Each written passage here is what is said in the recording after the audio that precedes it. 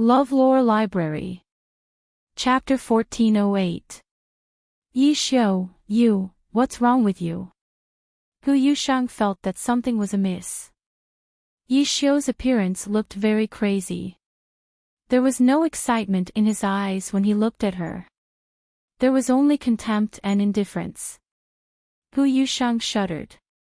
She had an impulse to run, to get out of the sight of this terrifying man. However, it was too late when she realized this. Yi Xiuming opened his hand. On his left arm, black scales grew densely. His eyes were filled with cold killing intent. Hu Yan is a slut. You are a slut among sluts. Since she's dead, you should die with her. You can't do this to me. The one who let you down is Hu Yan. Yi Xiu, I've loved you for so many years. You can't do this. You will get retribution. Hu Yushang struggled frantically. However, how could she break free from Yi Xiu, who already possessed realm power? Boom! Yi Xiu's palm energy pierced through Hu Yushang's head. Hu Yushang's head exploded. The high priest who was prostrating on the ground felt a chill run down his spine. Yi Xiu. After learning of Hu Yan's betrayal, Yi Xiu developed a hysterical hatred for the celestial fox tribe, for women, and even for the entire continent. This hatred transformed into a terrifying destructive power. Shadow, tell me what happened on the continent in the thousands of years that I wasn't around. After killing Yushang, Yi Xiu calmly wiped away the blood on his hand. Yes, Patriarch. Ever since we... The high priest gave a brief account of what had happened. So, that celestial fox bastard stole more than 1,000 people from my Black Qilin tribe right under your noses? Shadow, is this what you've learned after following me for so many years? Yi Xiu's voice was filled with displeasure, and he raised his voice a little. Patriarch, this subordinate is useless. Patriarch, please tell us what we should do next. Yi Xiu's shocking pressure made the high priest not even dare to breathe loudly. However, at the same time, there was a joy that bordered on ecstasy in his heart. That's right, this was the Patriarch. The Patriarch he respected and followed. Compared to the chieftain who was bewitched by the fox smoke, Yi Xiu was the most perfect chieftain of the Black Qilin tribe. Go and capture those young clan leaders who colluded with the enemy, as well as all the people of the 7 major beast clans. Yi Xiu's words stunned the high priest. Capturing those few young clan leaders was pardonable, but what about the other beasts? There were so many beasts, how could they all be captured in such a short time? You still don't understand. Capture them and tell those people from the boundless continent that if they don't hand over the Black Qilin tribe one by one, I'll slaughter a beast race city every other day. Of course, I'll start with the Chinese. Yi Xiu's eyes were filled with killing intent. Clan leader, if we do this, won't the other beast clans be displeased? A Black Qilin warrior in exchange for the lives of a city's citizens. Even the high priest felt that this method was too cruel. So what if they are dissatisfied? If it wasn't for me, they would have died in the boundless continent. It's time for them to do something. If those beasts don't obey, the Black Qilin tribe will be enough from now on. Yi Xiu waved his hand, and the high priest could only bow and retreat. After Yi Xiu's resurrection and regained control of the beast god altar, he ordered the capture of the young clan leaders of the 3 major beast clans and imprisoned all the people of the major beast clans. This set off a bloodbath in the 8 wilderness mainland. After hearing the news, Green, Z, Rita, and the rest left the city under the escort of their subordinates. Green, I've already said that we shouldn't have cooperated with that woman. She escaped back to the boundless continent, and all of us and countless people are going to suffer. Z was filled with regret when she thought of the tens of millions of people being massacred under the D clan.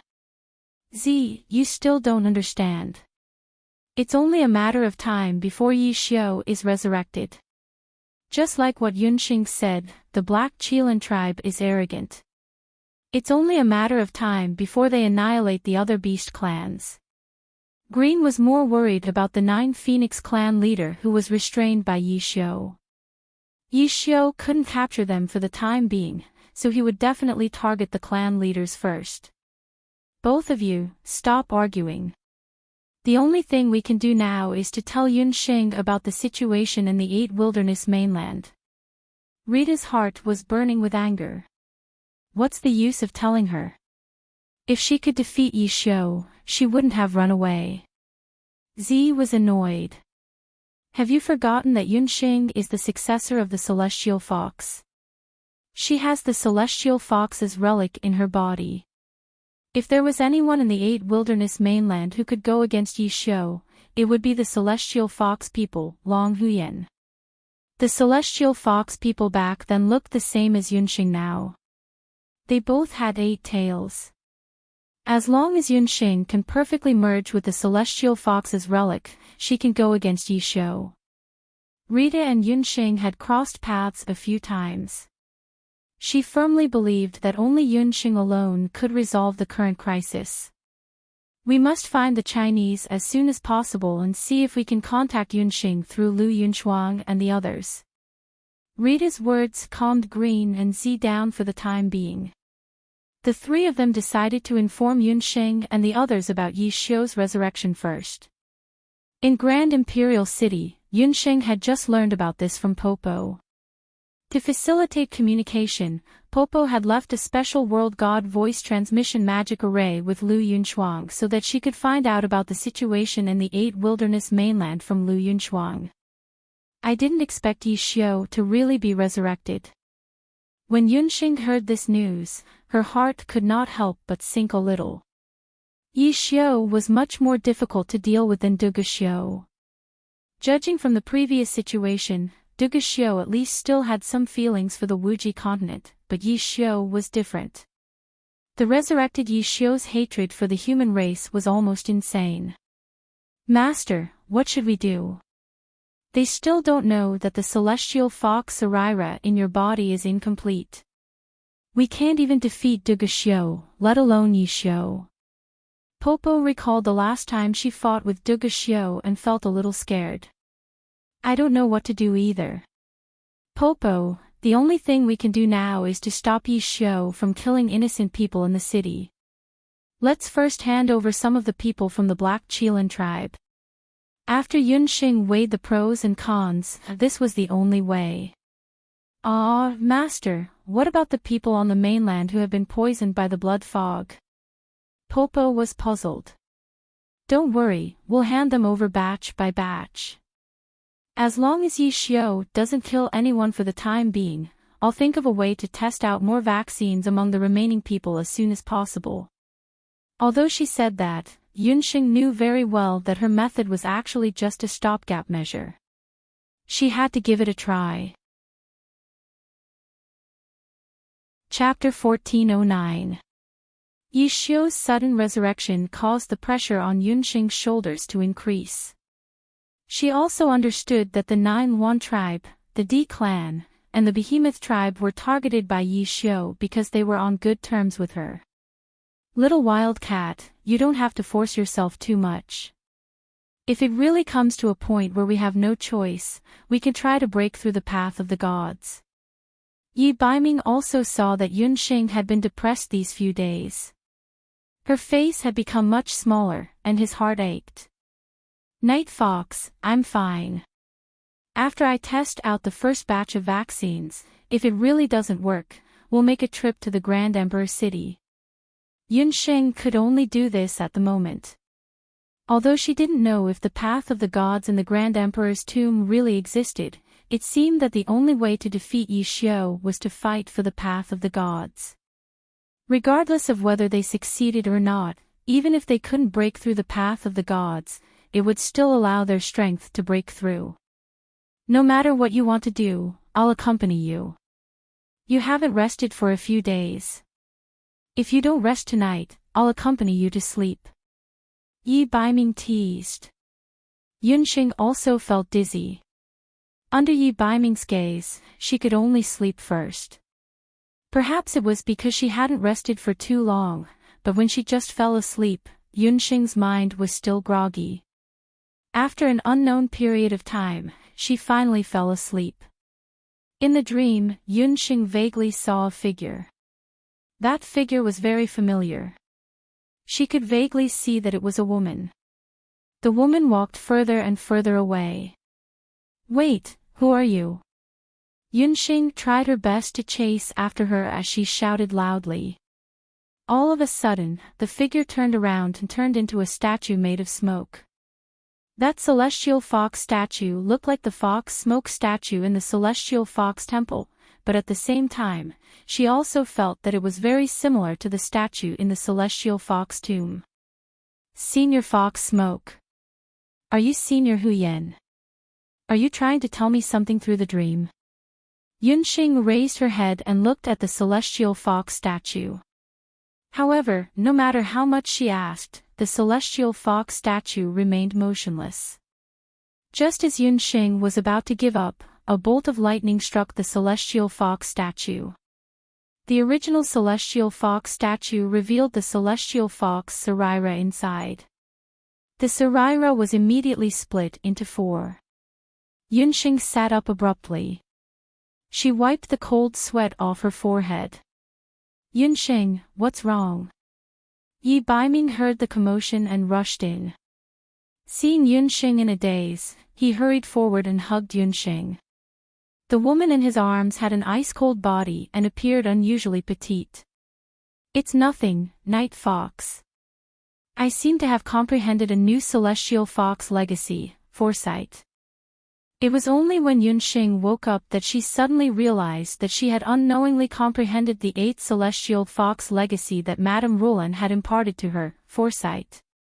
"Did the celestial fox legacy give you a nightmare?" Yi Baiming looked at Yunxing worriedly. "That shouldn't be a dream. In my dream, I saw the celestial fox Sarira in the celestial fox statue being split into 4. Night Fox. If Yi Xiu could use a portion of his Sarira power to form the Holy Infant back then, could Hu Yan also use her own celestial fox Sarira to form the Holy Infant? Would there be a portion of the celestial fox Sarira power left in the Holy Infant's body? Yunxing had been thinking about the celestial fox Sarira in the past few days, apart from developing the vaccine. She was probably dreaming of what she thought of during the day. That was why she had forcefully triggered the foresight. It's not impossible. But Yunxing, even if that's the case, the world is so big and so many years have passed. Where can you find Hu Yan's Holy Infant in such a short time? Yi Baiming knew that Yunxing was anxious, but the boundless world was in such a state. How could she find it in such a short time? No, actually, it's not hard to find. Have you forgotten that the Holy Infant is different from ordinary people? It doesn't need to be naturally conceived to be born.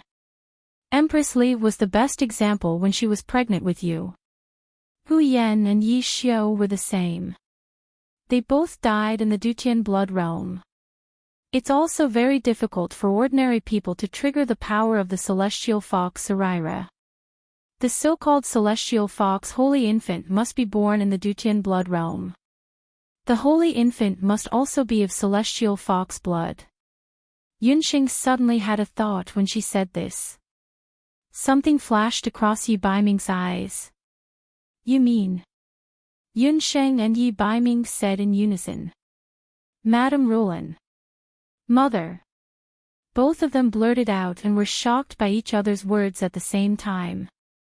Madame Roland and your mother were both born from the beast blood cloud in the Dutian blood realm. Both of them are very similar to Hu Yan. According to your analysis, both of them could be holy infants formed from Hu Yan's celestial fox Sarira. It's just that we don't know which of them has the celestial fox Sarira in their bodies. After making a bold guess, Yunxing and Yi Baiming immediately decided that Yi Baiming would go to Skywing City and bring the two of them over. A few hours later, the confused Hu Jiuxing and Hu Roland were brought to Grand Emperor City. Xinger, why have you lost so much weight? Yi Baiming, how are you taking care of my daughter? Hu Jiuxing hadn't seen Yunxing for a long time. As a mother, her heart ached when she saw that her daughter had become much more haggard. Before handing Yunxing over to Yi Baiming, Hu Jiuxing had repeatedly warned her. Seeing her daughter in such a state, Hu Jiuxing couldn't help but pull a long face. Sister, don't blame Baiming. You know Yunxing's character. If she were to fight with her life on the line, even 10 Yi Baiming wouldn't be able to stop her. Hu Rulan hurriedly came forward to help her out. After leaving the Eight Desolates mainland, Hu Rulan rushed to Taiyuan Mountain to meet up with Hu Jiuxing. The two sisters, who had never seen each other since they were born, instantly felt like old friends when they saw each other. That night, Hu Jiuxing directly kicked Yun Songhai out of the room and chatted with Hu Rulan through the night. As the two chatted, they realized that even though they had been separated for more than 30 years, their hobbies and habits were exactly the same.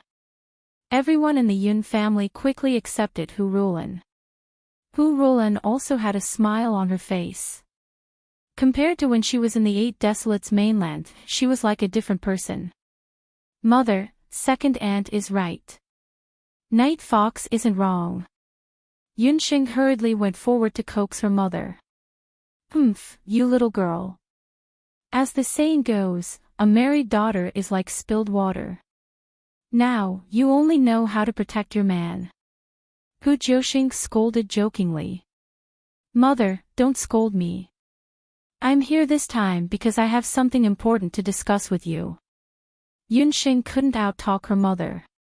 She hurriedly changed the topic and roughly told Hu Jiuxing and Hu Rulan about the dream she had last night.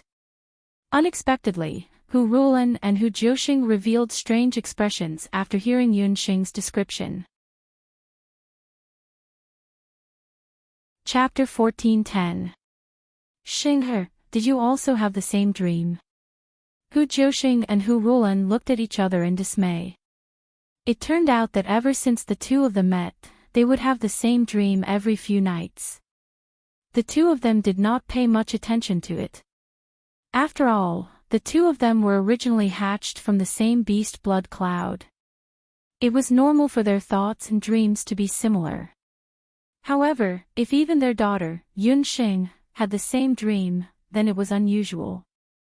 Mother, this dream is not an ordinary dream. I only had this dream after I learned the Celestial Fox inheritance. When Yunxing saw that both of them had the same dream, she was even more certain of her earlier conjecture.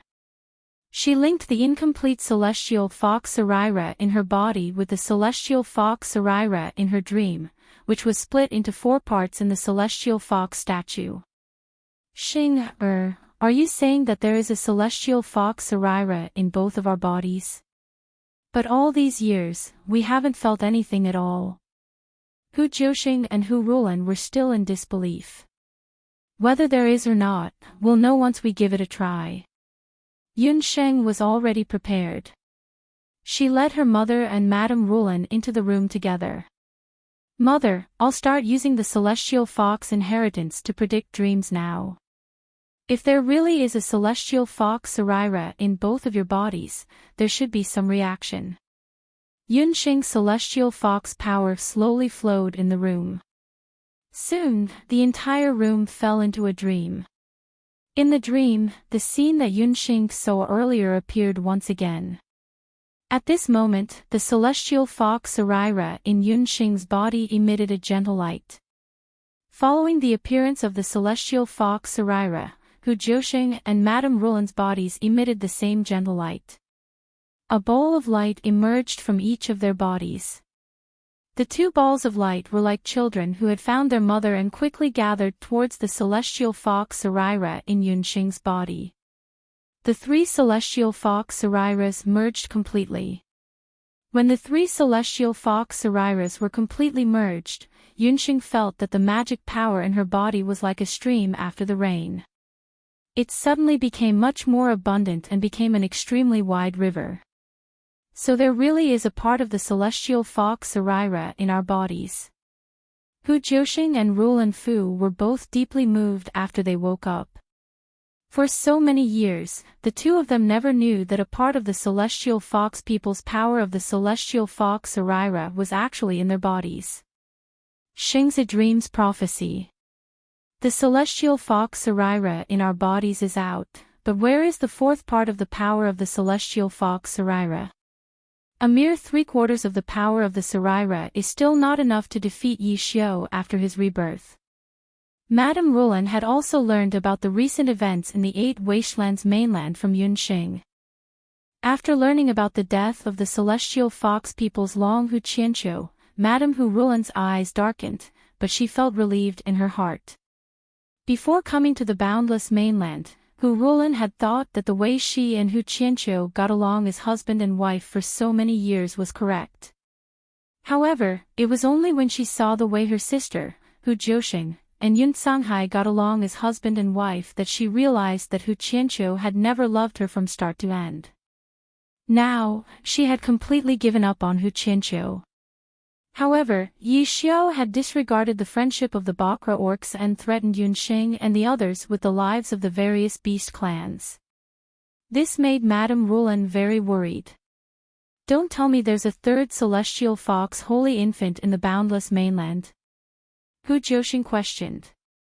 That's not very likely. The beast blood cloud that gave birth to us was split into two. We both have some impression of this. Madame Rulan shook her head. Mother, second aunt, you don't have to worry about this anymore. Yi Xiu and I have already decided to enter the Grand Emperor's ancient tomb and explore the path of the gods. After obtaining 2/4 of the celestial fox Sarira, Yunxing also felt that her strength had increased significantly, but she was still a distance away from defeating Yi Xiu. Not long after Yunxing sent off Hu Jiuxing and Hu Rulan, a piece of bad news came. What? You said the 9 Phoenix clan leader was killed. The first person to be killed by Yi Xiu was the 9 Phoenix clan leader, who had a very high reputation among the Bakra orcs. Yi Xiu wanted to slaughter the members of the various beast clans. When the 9 Phoenix clan leader, who was imprisoned in the beast god altar, found out, he cursed Yi Xiu, and Yi Xiu killed him. Now, the entire 9 Phoenix clan is in turmoil.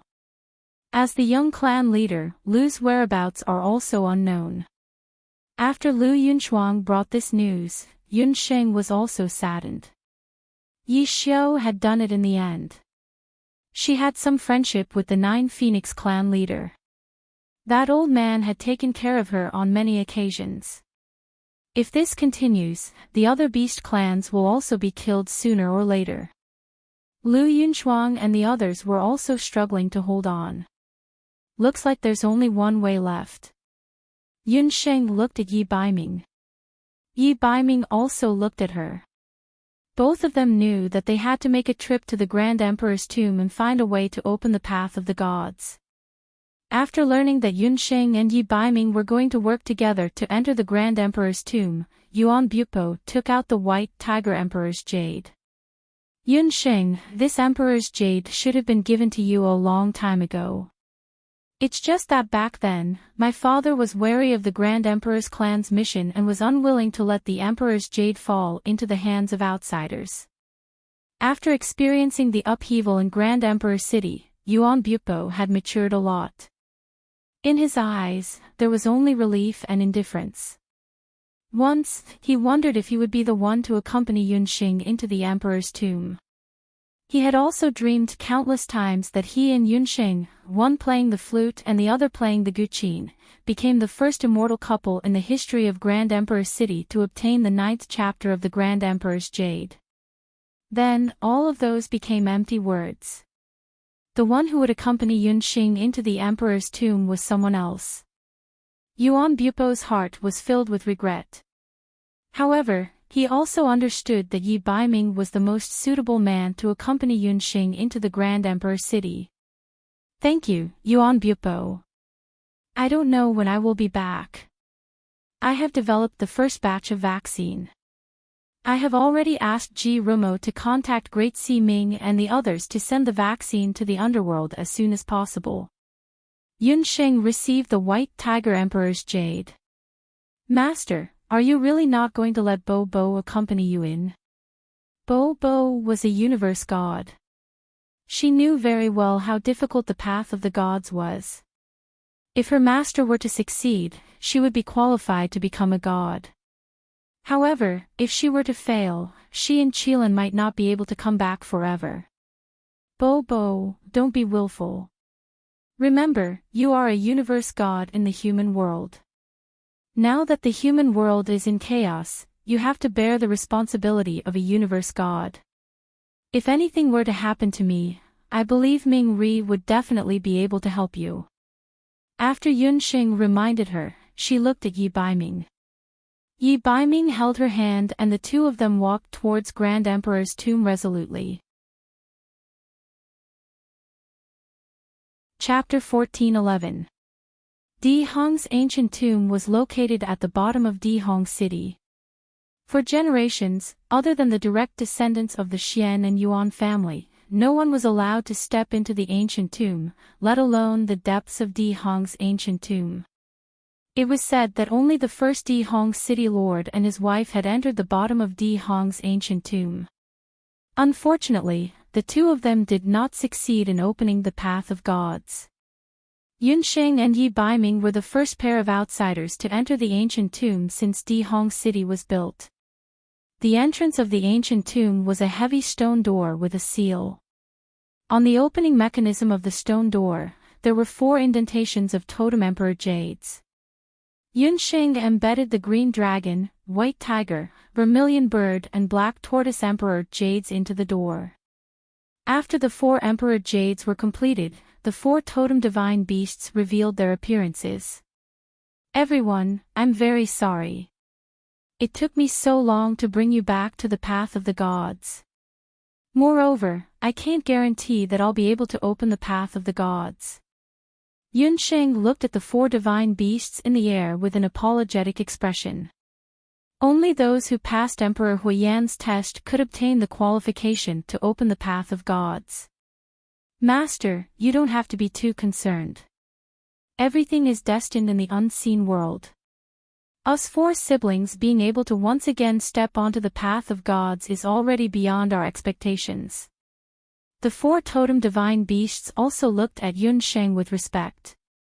After following Yunsheng for the past few days, the 4 totem divine beasts admired Yunsheng's bravery and wisdom. Since that's the case, let's enter the Emperor's tomb. I heard that there are many mechanisms in the Emperor's tomb. I'm afraid it'll take some time to reach the path of gods. Yunsheng looked at the open stone door. In the Emperor's tomb, there were many twists and turns like a huge maze. According to Yuan Bupo, many of the ancestors of the Xian and Yuan family who entered the Emperor's tomb in Di Hong City had lost their way in the maze. Some of them were trapped for months or even a year. Master, you don't have to worry about the maze and mechanisms. To tell you the truth, us 4 siblings are also the totem guardian beasts of the Emperor's tomb. The 4 totem beasts said. The mechanisms and labyrinths of the Grand Emperor's tomb were meant to trap those with impure thoughts and evil intentions towards the path of the gods. However, Yunsheng and Yi Baiming were different. The two of them did not enter the Grand Emperor's ancient tomb to open the path of gods for their own selfish reasons. They had come for the sake of all the humans and beasts in the Boundless Continent and 8 Desolates Continent. Thank you, Lord Divine Beasts. Yunsheng and Yi Baiming heaved a sigh of relief when they heard this. Not having to go through mazes and decipher traps could save a lot of time. After all, the answer will be revealed soon. The goddess pursed her lips and smiled. After tens of millions of years, the days in the realm of the gods were very boring. She hoped that the new couple chosen by Emperor Huiyan would not be like the pair of love-struck women and resentful men from 3,000 years ago. Emperor Huiyan had misjudged them again. Just as the 4 great totem divine beasts had said, after removing the mechanisms and the maze, it was no different from an ordinary ancient tomb. In the ancient tomb, there were everlasting lamps that would never be extinguished. The walls were filled with murals that had existed for tens of thousands of years. Night Fox, look at this mural. Yunxing stopped in front of a mural. On the mural, there was a strange-looking man with various herbs beside him. This man is Emperor Huiyan, who is also my ancestor, Emperor Huiyan of the Divine Farmer clan. The family bracelet on my hand was also passed down by my ancestor. If not for him and his bracelet, I would not have met you. Yunxing said gently. Although the two worlds were different, both Emperor Huiyan and Emperor Huiyan were extraordinary people who deserved respect. If that's the case, let's kowtow to him a few times. In all his life, Yi Baiming had never kowtowed to the heavens or his parents. However, today, he was sincerely grateful to Emperor Huiyan. This was because Emperor Huiyan had given him the first ray of sunshine in his life. The two of them held hands and knelt in front of the mural. They kowtowed 3 times to their ancestor, Emperor Huiyan. After that, Yunxing and Yi Baiming continued to walk forward. When they reached the end of the tomb, the mural disappeared. The surroundings were empty and there were no extra items. It seemed that the name of the tomb did not live up to its name. There was only a table in front of them. On the table, there was a yellow guqin. Chapter 14:12. Is this the end of the tomb? Yunxing hesitated as she looked around. There were no other exits or doors. Clang, clang. At this moment, Yunxing heard a melodious sound from the guqin. The strings of the guqin that was empty started to vibrate and play by itself. The sound of the zither was very low at first, but it slowly became gentle like a gurgling stream.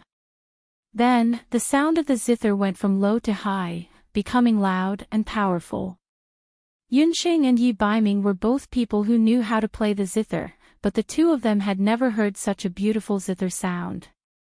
The sound of the zither seemed to have played into their hearts. All the troubles in the world disappeared. The 8 wastelands and the boundless world disappeared. Unknowingly, the two of them closed their eyes and immersed themselves in the sound of the guqin.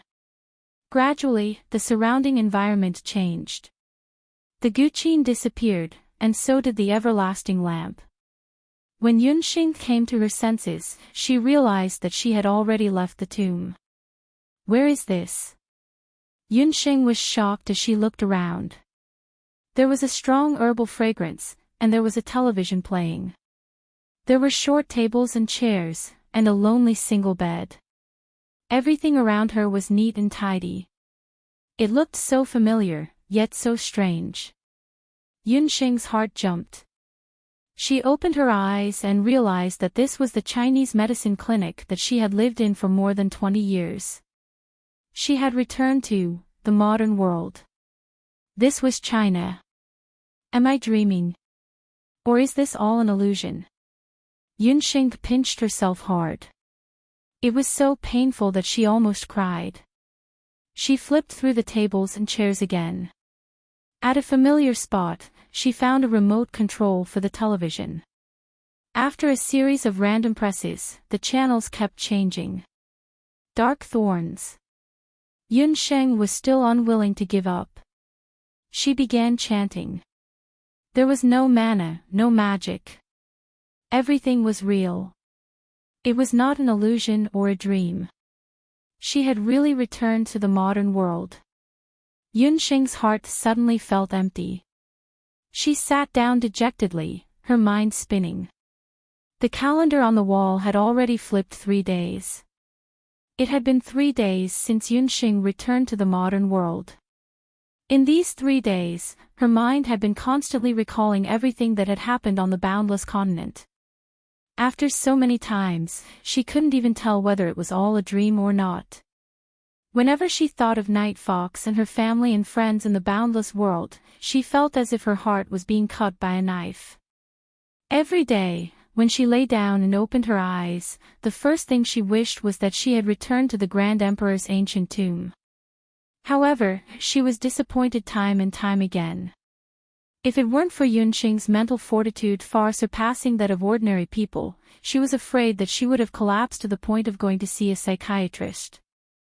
If it weren't for her, Minglang wouldn't have suddenly had appendicitis and wouldn't have been diagnosed with brain cancer. This woman was a jinx. I'm sorry. I don't want to operate on him. When Yunxing saw Qian Weiwei, she felt disgusted. Although she didn't have any feelings for Lu Minglang, she wasn't broad-minded enough to operate on a scumbag. A doctor was also a human. She couldn't return good for evil. If you don't want to do it, then don't do it. How great do you think you are? You're just a broken shoe that Minglang doesn't want. Any doctor would be 1,000 times better than you. Who do you think you are? You're just a Mongolian doctor in a broken clinic. What's wrong with a city hospital? Do you think we don't pay enough money to let someone like you do the surgery? Qian Weiwei's official temper flared up on the spot. This family member, please pay attention to your words. Dr. Yan is recognized by the Chinese Medical Association and the International Red Cross as the best all-round specialist. She is also a specialist specially hired by our hospital. If you insult her, it's equivalent to insulting our entire medical profession. The city hospital doesn't welcome you. Seeing Yunxing being insulted for no reason, the doctors and nurses in the hospital were dissatisfied. They all knew Dr. Yan. She was young, but her medical theory and clinical experience were very rich. If you don't welcome me, then you don't welcome me. I'll call my father and ask him to transfer Minglang to the hospital in the capital. Qian Weiwei didn't expect that these people would speak up for Yunxing. She was so angry that she took out her phone and dialed the number of the director's father. Hello, Dad, I want to transfer Minglang to. After a few words, Qian Weiwei's face was full of pride. Chapter 14:13. But not long after, Qian Weiwei's phone rang. After she picked up the call and listened to a few words, her expression changed. On the other end of the phone, the City Health Bureau's anxious voice sounded. Weiwei, what's wrong with you? I've contacted several hospitals in the country and they all said that Minglang has been blacklisted. Not only that, the hospital that hired Minglang earlier also said that there's something wrong with his personal style and they want to terminate the contract with him. Qian Weiwei was so frightened that her phone fell to the ground. She looked at Yunxing in shock. She didn't expect that this ordinary-looking woman in front of her would have such a terrifying influence in the Chinese medical industry. But she was absolutely unwilling to let Qian Weiwei take back her words and beg Yunxing instead. Yunxing ignored Qian Weiwei and turned to leave. There were still many patients waiting for her in the small clinic. Yunxing, it's you. Has Minglang's surgery started? An elderly couple rushed over. They were travel-worn and when they saw Yunxing, they anxiously pulled her back. This couple was Lu Minglang's parents. Yunxing and Lu Minglang had been together for so many years and they treated Yunxing as their own daughter. They lived in the countryside all year round and didn't know that Yunxing had broken up with Lu Minglang a few days ago. They also didn't know that the son they raised so painstakingly had abandoned Yunxing for the sake of his desires and work. Uncle, Auntie. Yunxing was about to leave when she was forced to stop in her tracks. If she didn't save Lu Minglang, there would be one less scumbag in the world. She had a clear conscience. However, the couple in front of them had lost all hope. At this moment, Yunxing's gaze fell on the Shenong medical bangle on her wrist. That mural appeared in her mind again. Shenong tasted all kinds of herbs to help the world. Did he ever think about who should be saved and who should not be saved? Life and death were the same for all patients. Whether it was Lu Minglang or Qian Weiwei, the past was like floating clouds. She was now someone else's daughter and someone else's lover.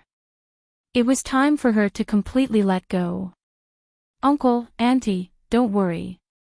I'll perform the surgery myself. Yunxing smiled in relief and turned to walk into the operating room. The operating room was right in front of her.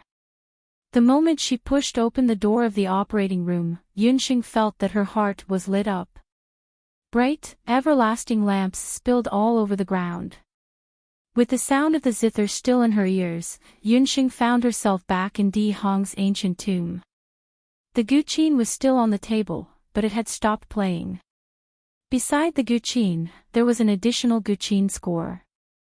Yunxing was slightly stunned. She looked around and saw Yi Baiming standing there, smiling at her. Night Fox. Even though they had only been separated for a moment, Yunxing felt as if the two of them had been separated by life and death. Her nose turned sour as she rushed forward and hugged Yi Baiming. I thought I would never see you again. Yunxing was really afraid that everything in front of her was a dream. It was not until she returned to China and returned to the modern world that she realized that she had completely integrated into the boundless land, be it her body or heart. Because her family and friends were here, and the people she loved the most. The Yunxing who lived in the modern world was just a shell. Little wild cat, don't cry. I won't leave. Everything is just a test given to us by Di Hong's 9th chapter. When Yi Baiming saw Yunxing whose nose and eyes were red, he felt pity and love for her. He kissed away her tears tenderly. Actually, he was also very nervous. He was really afraid that Yunxing would not pass the test. The test of Di Hong's 9th chapter was like a dream, but it was also incomparably real. If she could not pass it, Yunxing would have to stay in China forever. Didn't you go through the test? When Yunxing saw Yi Baiming's calm expression, she felt a little uneasy.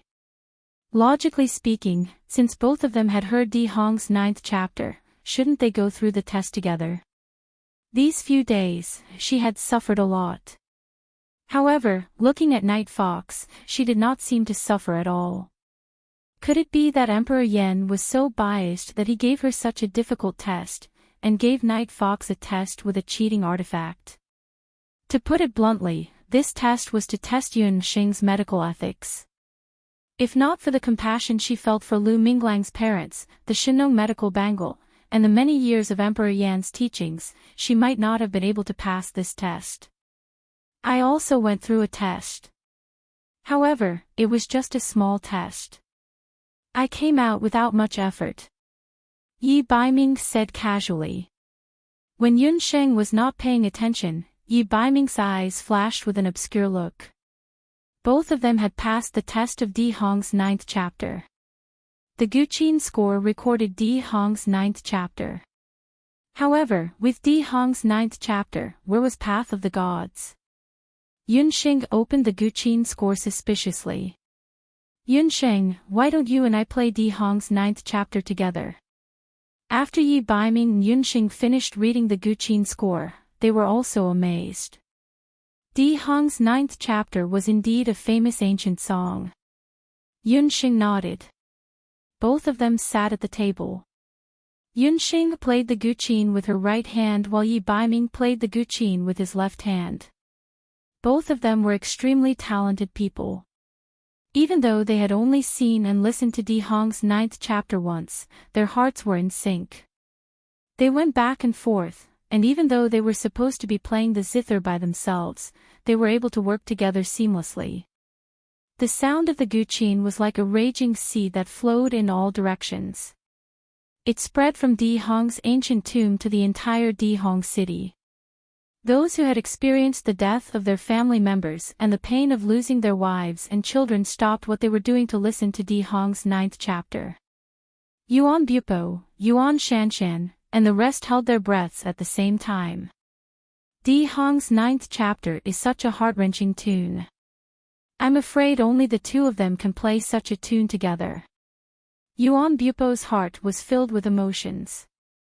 In the end, he still lost to Yi Baiming. He was the most suitable person for Yunsheng. As the sound of the guqin came to an end, Yunsheng and Yi Baiming looked at each other and smiled. However, at that moment, a ray of golden light appeared in the sky above Dihong City. The golden light shot down from the clouds in the sky and landed in Dihong's ancient tomb.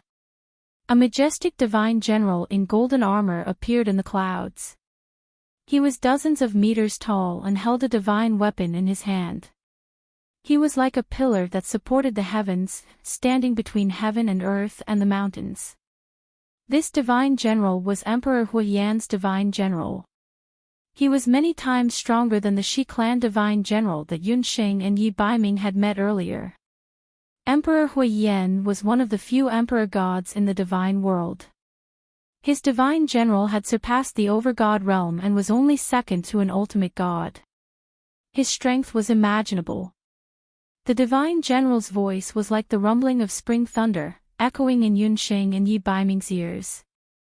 Congratulations to both of you for successfully passing the test of Dihong's ancient tomb. I am Emperor Huiyan's former divine general. The path of the ancient gods is about to open. Are you ready to embark on the path of the gods and head to the divine world? Chapter 14:14. Going to the realm of the gods. Yunsheng and Yi Baiming looked at each other. They had opened the path of the gods, but they did not expect to go to the realm of the gods immediately. Everyone knew that the path to the realm of the gods was difficult, but if one successfully stepped on the path of the gods, it meant that they would have to stay in the realm of the gods forever. General, we did not open the path of the gods to become gods. Please forgive us, but I'm afraid we can't go back to the realm of the gods with you, Yunsheng said after pondering for a while. How dare you? The human realm only has a chance to become gods once every 3,000 years. If you want to become gods, why did you open the path of the gods? What nonsense! The general was enraged. The two of them did not know how to cherish such a precious opportunity. It was no wonder that the general was furious. He waved the artifact in his hand and pointed it at Yunsheng and Yi Baiming. Wait! At this moment, 9 fire dragons flashed across the sky, and the sky seemed to be split in half. A loud rumble could be heard from the clouds, shaking the heavens and the earth. A dazzling golden chariot slowly drove out of the clouds. When they saw the carriage, everyone in the Grand Emperor's city felt their knees go weak, and their minds went blank. They could not see clearly who appeared in the sky and what was said. Yunsheng only saw a golden light. In the east of the sky, there were 9 fire dragons, dragging a carriage that was more dazzling than the sun. There was a figure seated within the carriage. Although his appearance could not be seen clearly, the figure gave off a dignified aura that seemed to look down on the world. It was as if all living things in the world were ants before him, unable to reach the apex. Time seemed to have stopped. Is that the legendary God Emperor's aura? Yunsheng was shocked. Although she had felt the God Emperor's aura when she played the Millennium Ice Zither, it was just an illusion. Compared to the real Emperor Huiyan who came in the carriage, his aura was less than 1/10. Yunsheng only felt that it was difficult to breathe, and her knees felt as if they were loaded with thousands of pounds. But at this moment, Yi Baiming held her hand. There seemed to be an infinite amount of power in the man's hand. Yunsheng felt her knees straighten again. She looked at Yi Baiming, whose eyes were like stars, and her heart was suddenly filled with infinite courage. The two of them stood shoulder to shoulder. Under the terrifying God Emperor's aura, they were not afraid at all. Even the general in front of the God Emperor could not help but raise his eyebrows. As expected of the people chosen by the God Emperor, they were indeed extraordinary. The resentment he had for the two of them earlier had also lessened significantly.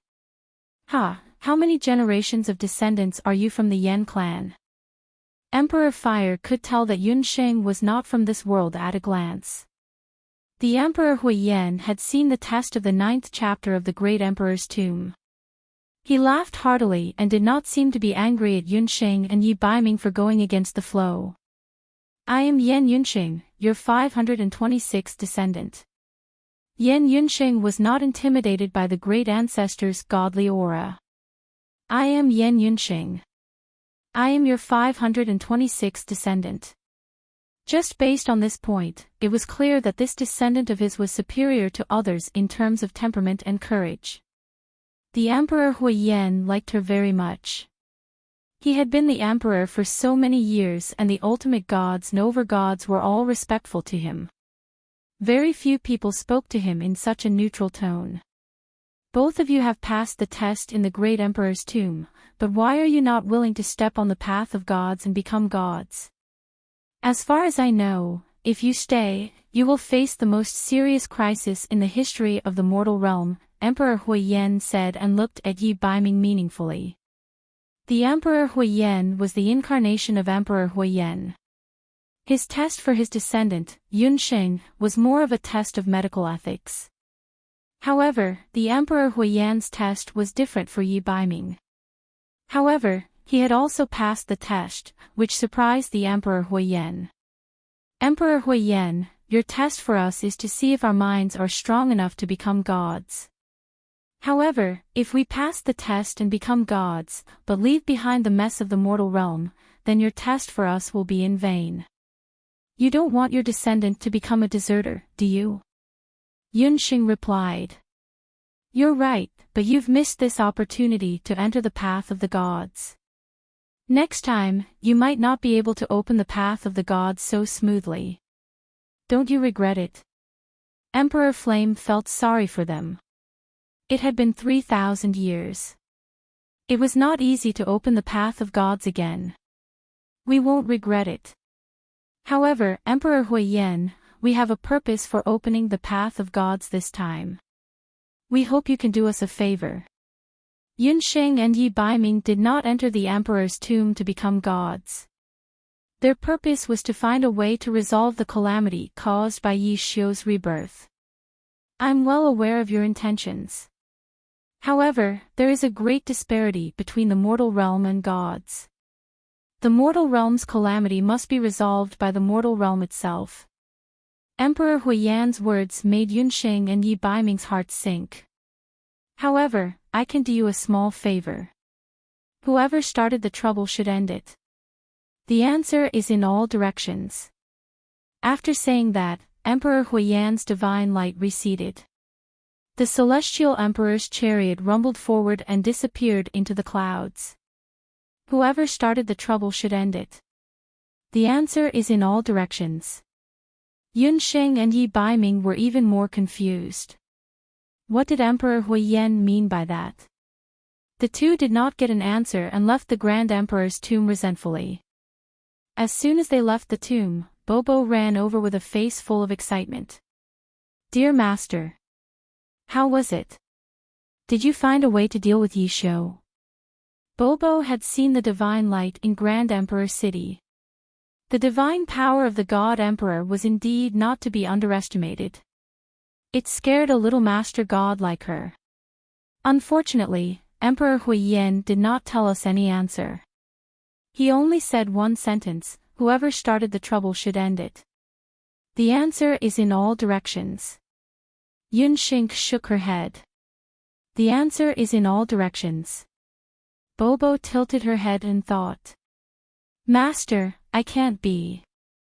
A sudden thought popped up in Bobo's mind, and she jumped up. Master, I think I know what Emperor Huiyan meant. The answer is in all directions. He must be talking about my mother god, supreme god of the four directions. In the god realm, supreme god of the four directions looked at the emperor's chariot with some annoyance. Emperor Huiyan, you have done me in this time. The one who made the bet with Emperor Huiyan was the mother goddess of Pops, the four directions supreme god. She was the supreme god of the four directions supreme god of the god realm. She was once Emperor Huiyan's subordinate, but later became his best friend. Four directions, you said it yourself.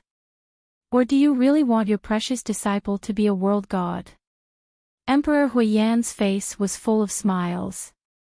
Forget it. This time, I admit defeat. Supreme God of the Four Directions looked helpless. She activated her divine sense and heard the message from the divine envoys in the four cardinal temples. Ming-Ri, that brat, still can't leave Bobo. Fine, I will help them this time. Supreme God of the Four Directions stepped into the void and disappeared. Emperor Huiyan's face was full of smiles and his eyes were unfathomable. Chapter 14-15. In order to meet Supreme God Four Directions, Bobo went to the underworld and found Ming-Ri again. When he heard that Bobo wanted to introduce Yunxing to Supreme God Four Directions, Ming-Ri refused on the spot. Bobo, you are too ridiculous.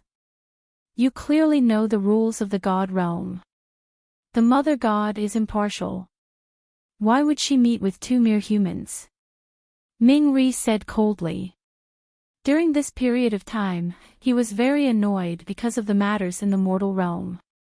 Seeing that Bobo was pestering him endlessly again, his originally expressionless face turned into a huge block of ice. Anyone who approached him would be frozen to the point of dizziness. Only Bobo, this guy, was still late. When Ming-Ri was in a bad mood, she still came to provoke him. Hey, Ming-Ri, what are you talking about? What do you mean by mere humans? That is my master. Besides, Master and them have obtained the approval of Emperor Yan Yan and opened the gods' path. They almost became gods. How can they be mere humans? Bobo pouted her cute little mouth, put her hands on her waist, and looked like a female yiksha. When she was still an egg, she was afraid of Ming-Ri, but now that she was a human, her courage grew a lot. She found that Ming-Ri was just a paper tiger. Other than his black face, he didn't seem to be very powerful. You said it yourself, almost, that is, they are not gods yet. Foolish humans, they gave up the chance to become gods once every 3,000 years. What kind of master, what kind of? Ming-Ri snorted coldly. Bobo repeatedly asked, but this time, Ming-Ri was determined and refused to help Bobo contact Supreme God for directions. Bobo was depressed. She was worried, but suddenly, a flash of inspiration flashed in her mind. Didn't Qilin Kid teach her a method earlier, saying that it was used to make people happy, and it would be 100% hit? Even if it was the cold Ming-Ri, it would be difficult for him to escape. Bobo's little face lit up, and she leaned in front of Ming-Ri. When Ming-Ri wasn't paying attention, she kissed him on the cheek. Ming-Ri didn't react at first.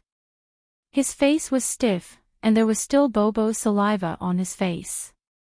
Hey, it seems to be useless. It can't be, aw. That day when Qilin Boy used it on Master looked very happy. Bobo glanced at Ming-Ri's face and found that he still didn't smile. That's right, the position must be wrong. Qilin Boy said that it must be mouth-to-mouth for it to be effective. Bobo secretly cheered herself on in her heart. She pulled Ming-Ri's shoulders over and hung her two hands on Ming-Ri's body. She pouted her mouth and firmly bit Ming-Ri's lips. After finishing it, Popo blinked and looked at the son of the underworld. There's hope. Bobo was pleasantly surprised to find that Ming-Ri's eyes were a little different. His face that was as black as the bottom of a pot actually had a slight crack, and the corners of his lips seemed to be slightly raised. Continue to work hard. Kid Qilin said that the more times, the better the effect. It would be best to gather 100 times. Bobo felt a little pity for her small arms and legs. It was all Ming-Ri's fault for growing so big. There were still 98 times. Fortunately, although Ming-Ri looked cold, his mouth was quite soft and sweet. It was like the candy that Master bought for her when she was in the boundless world. Bobo felt that she still liked to bite Ming-Ri's mouth. Bo pouted her lips, aimed at the target, and took another bite. Only this time, before she could bite Ming-ri, she suddenly hugged him. Ming-ri actually bit her first. Bo suddenly felt that something was wrong, but it was all too late. Woo-woo, why did she feel that she seemed to have been sold by Qilin Boy? So, Ming-ri agreed to help us introduce Supreme God for directions. When Bo returned to the mortal realm again, Yunxing waited for a big piece of good news. Yes, Ming-ri agreed. When Bo mentioned Ming-ri, her face turned red. Bo, why is your face so red? Yunxing realized that there seemed to be something wrong with her little Bo. Woo-woo, dearest master, Bo seems to be sick. Bo threw herself into Yunxing's arms and cried. Yunxing was shocked. Bo was sick. Bo was a divine body. When she was still an egg, she was very healthy. Now that she had broken out of her shell, how could she fall sick so easily?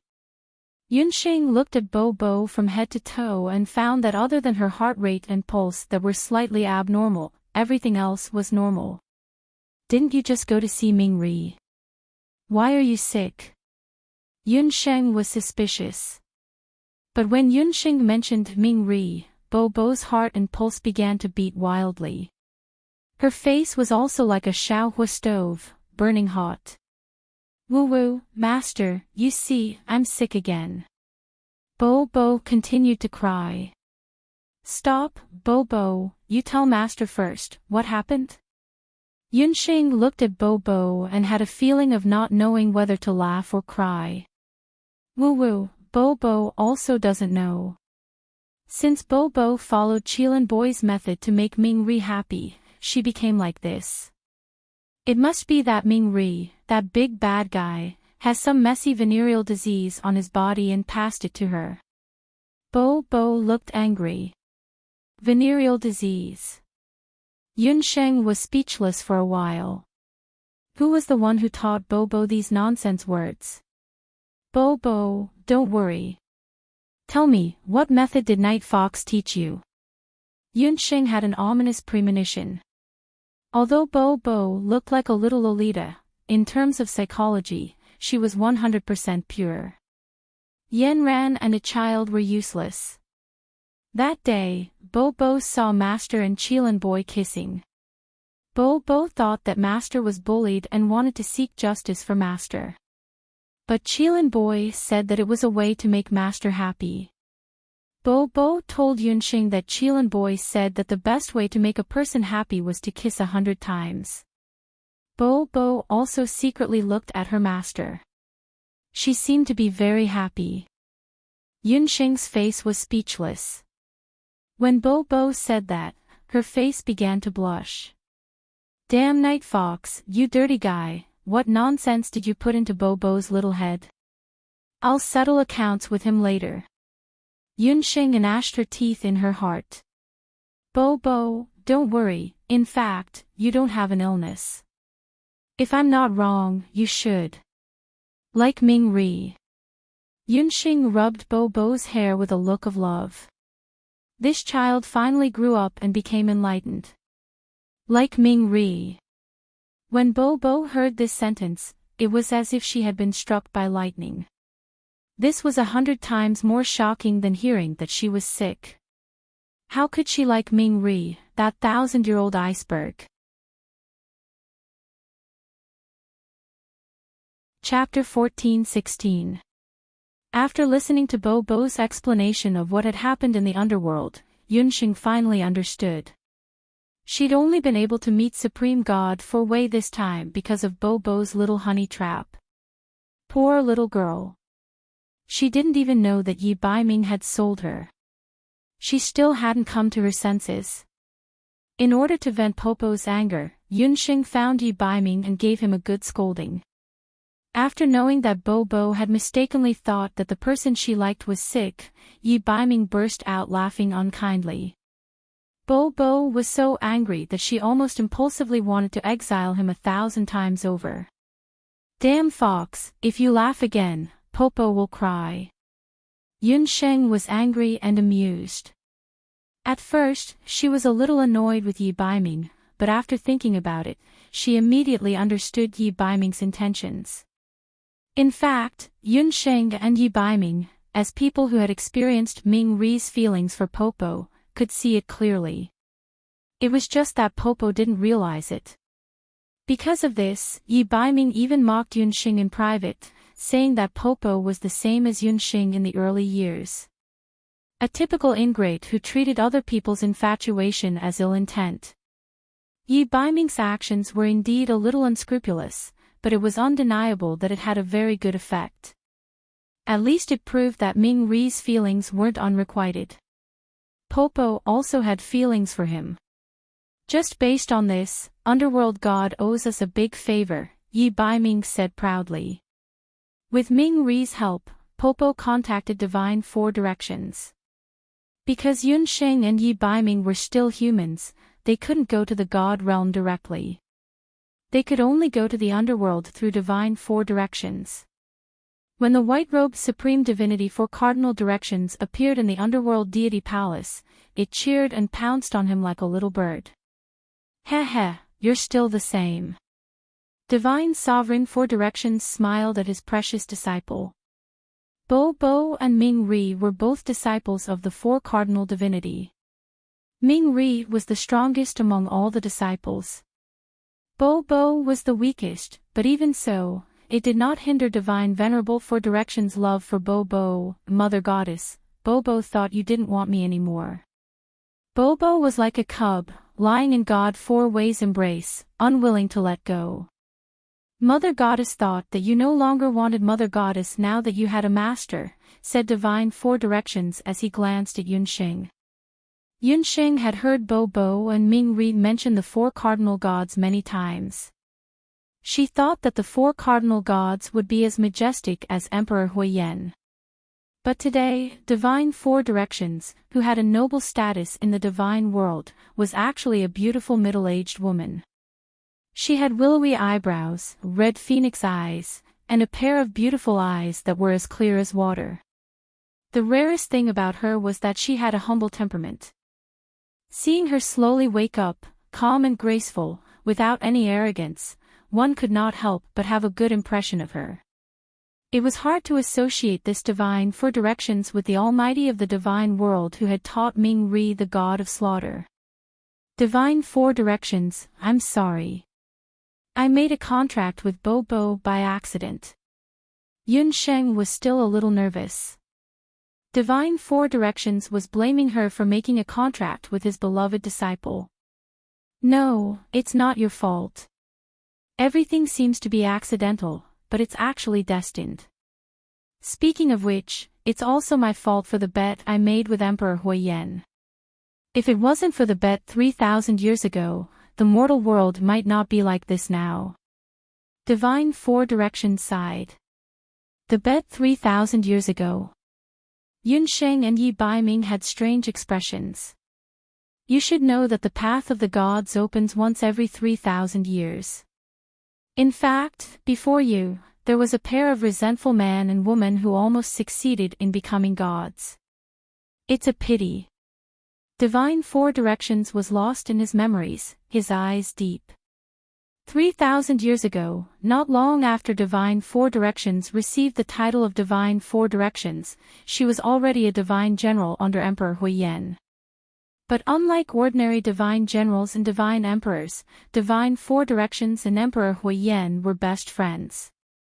So even after becoming a Divine Four Directions, they still kept in touch. One day, Emperor Huiyan suddenly brought Divine Four Directions to a skylight, saying that he had chosen a pair of man and woman from the mortal world.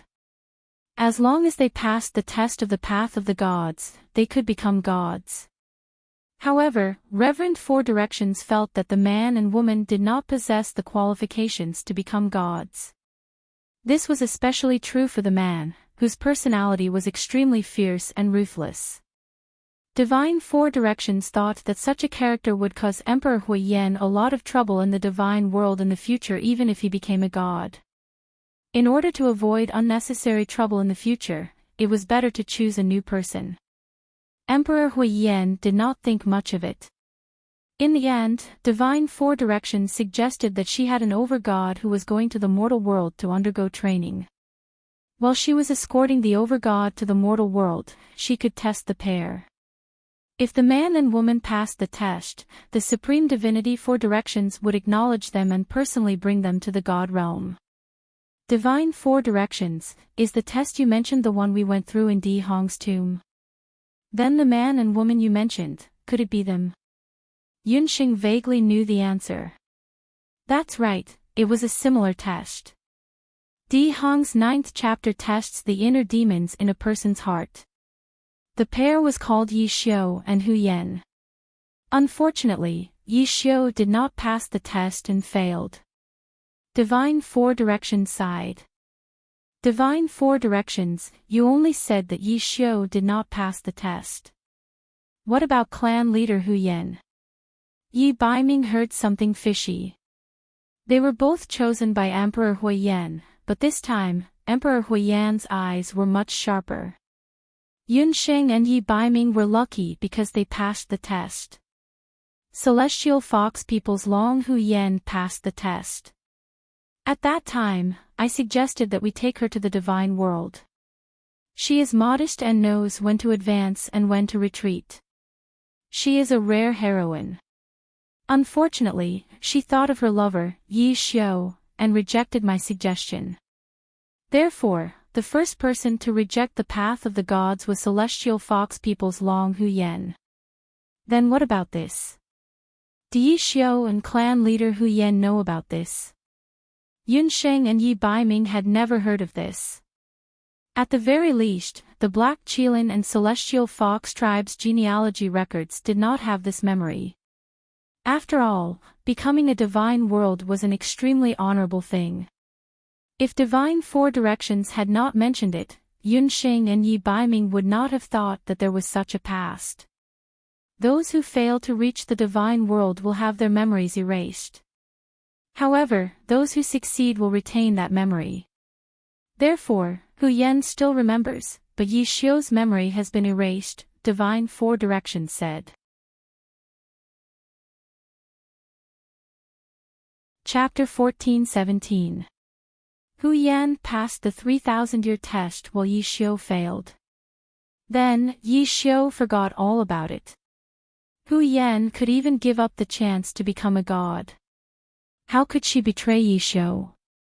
However, the truth was that Yi Xiu thought that Hu Yan had betrayed him and the two of them fell out. In the end, the Bakra orcs were defeated in the Dutian blood realm and Hu Yan and Yi Xiu died. Supreme Divinity, if you don't mind, what was their test back then? Yunxing's heart was in her throat. She could vaguely guess that this was the root cause of Hu Yan's and Yi Xiu's falling out. It was also the key to whether she could find the last part of Celestial Fox's Sarira. Yi Xiu's and Hu Yan's test was the same. Their test was whether they could accept humans and beasts to coexist peacefully. The result was obvious. It had been 3,000 years, but every time Supreme God for Cardinal thought of the test, he could not help but sigh. Hu Yan was a broad-minded woman. She practiced medicine and had a good relationship with humans. However, Yi Xiu's parents were harmed by humans when he was young, so he had always hated them. Although the two of them loved each other deeply, they were fundamentally at odds with each other. I see. No wonder Hu Yan and Yi Xiu fell out at the last moment. Even so, Hu Yan did not betray Yi Xiu. She gave up on going to the divine realm alone and chose to stay with Yi Xiu. Isn't this enough to prove her feelings for Yi Xiu? Yunxing felt that it was not worth it for Hu Yan. That emotional and strong woman sacrificed her chance to become a god. In the end, she did not get to be with Yi Xiu. Instead, she became the person he hated the most. Yi Xiu did not hesitate to set up an ancient forbidden spell to curse Celestial Fox and the men and women of the Black Qilin tribe for generations. That's because you don't know that the beasts had the absolute upper hand during the war with the humans. At that time, Hu Yan gave the sketch of the Octoterra artifact that she had painstakingly drawn for many years to the human powerhouses. Even Popo and Ming Ri were stunned when they heard this. How is that possible? The Eight Desolates divine artifact was created by Hu Yan. Yunxing did not expect that the Eight Desolates divine artifact was not created by the human race.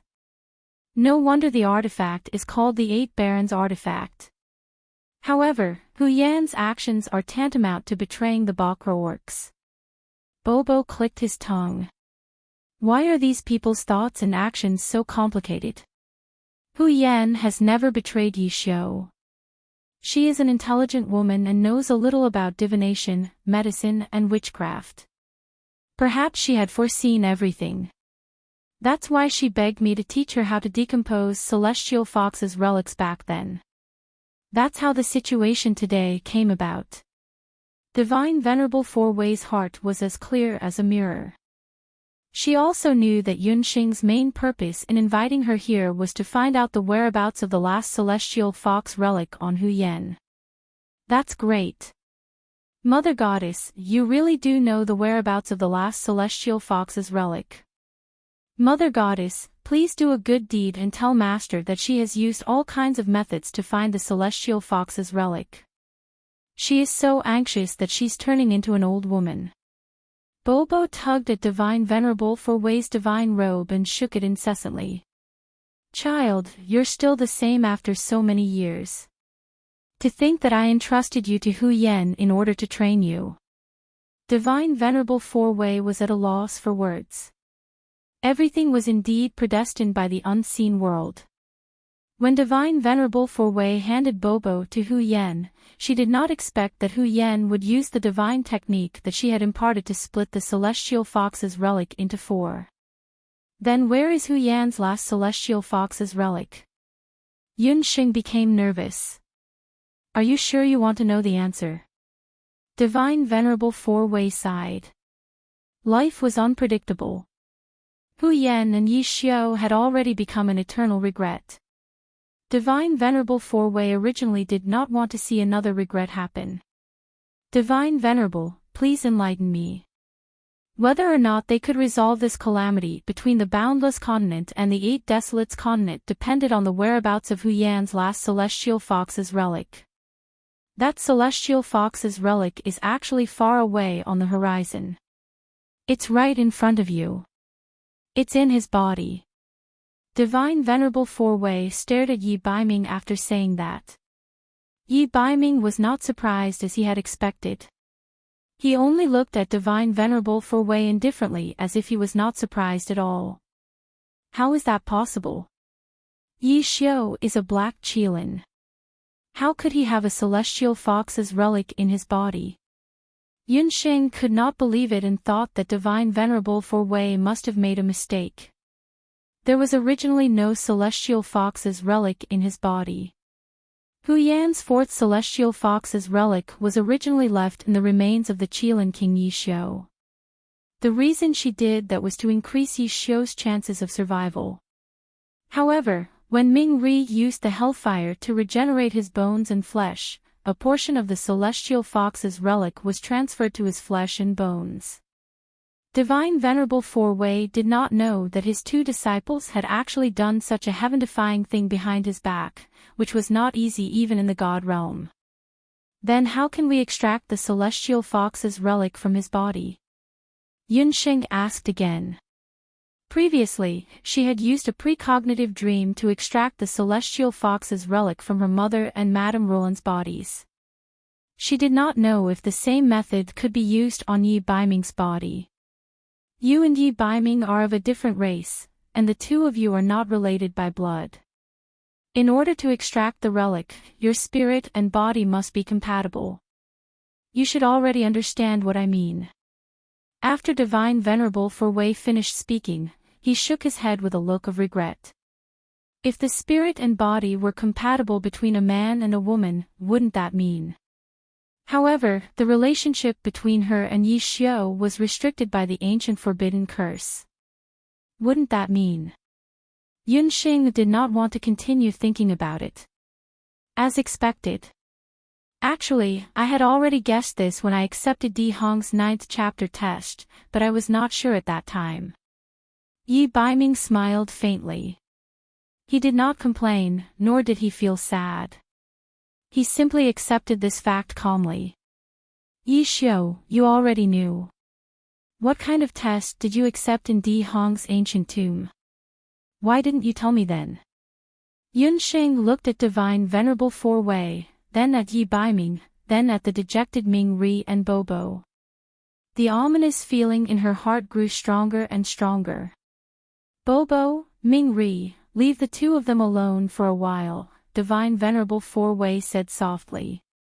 Bobo's eyes were red as she left with Ming Ri, leaving only Yunxing and Yi Baiming.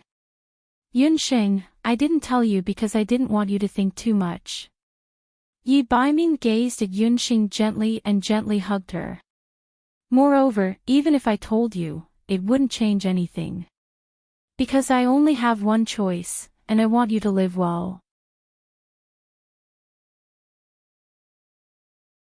Chapter 14-18. Early in the morning, Yunxing woke up. Night Fox. Yunxing ignored her aching body and looked at, beside her, Yi Baiming still had his usual smile on his face, but his eyes were closed forever. Tears welled up in her eyes, and her heart was empty. Yunxing laid on Yi Baiming's body, sobbing uncontrollably.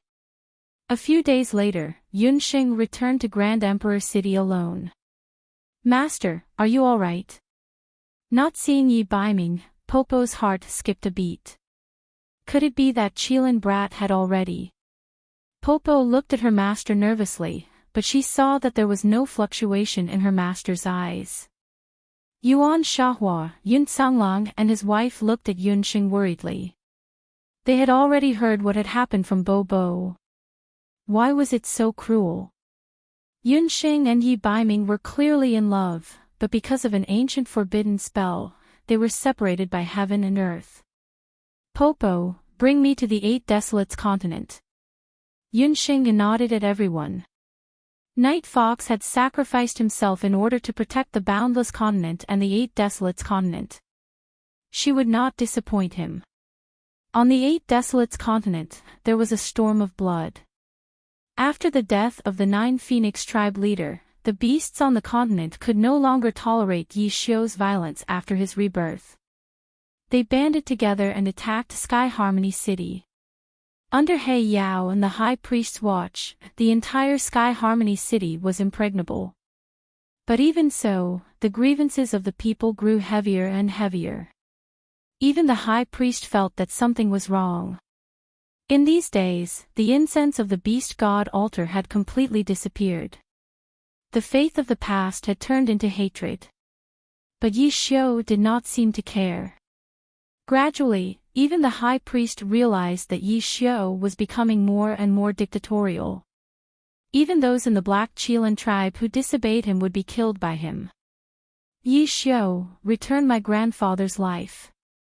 Outside the Qilin palace, several figures rushed in extremely quickly.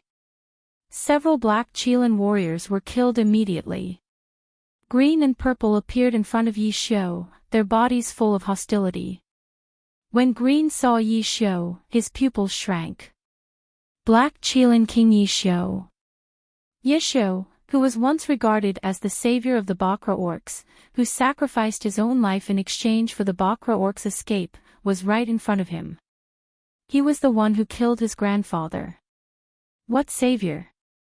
What strongest clan leader in history? They were all bullshit. In Green's eyes, Yi Xiu was a murderous demon king who had lost his mind due to anger. Jill Wan and D clan. Yi Xiu laughed cruelly.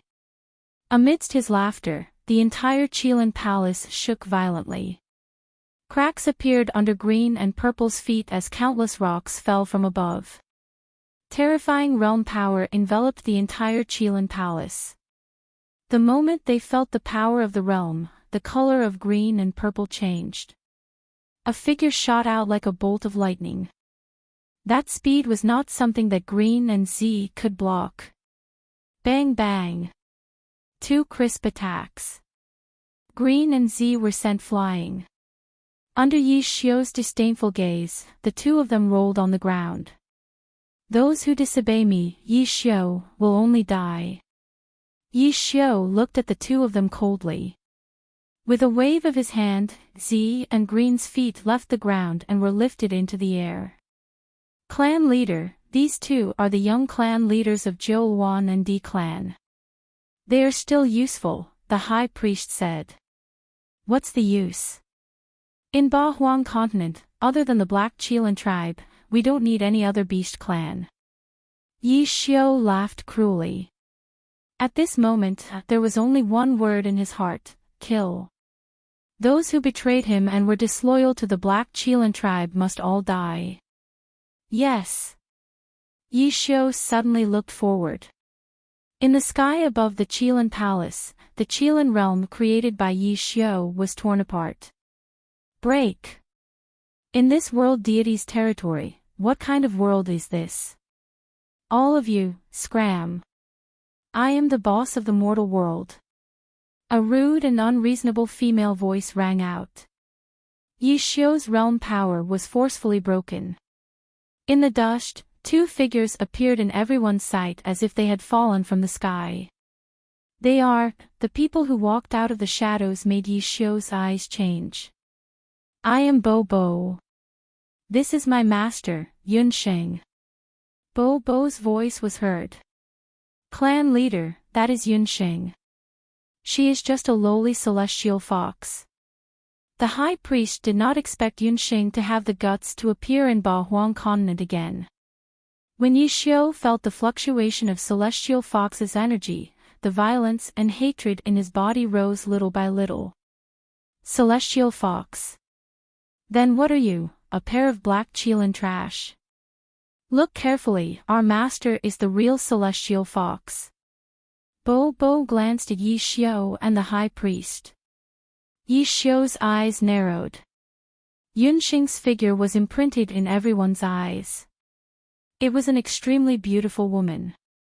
Her face made Yi Xiu's mind wander for a moment. Because this woman's face was somewhat similar to Hu Yan's, but she was not Hu Yan, because behind her, there were 9 pure white foxtails.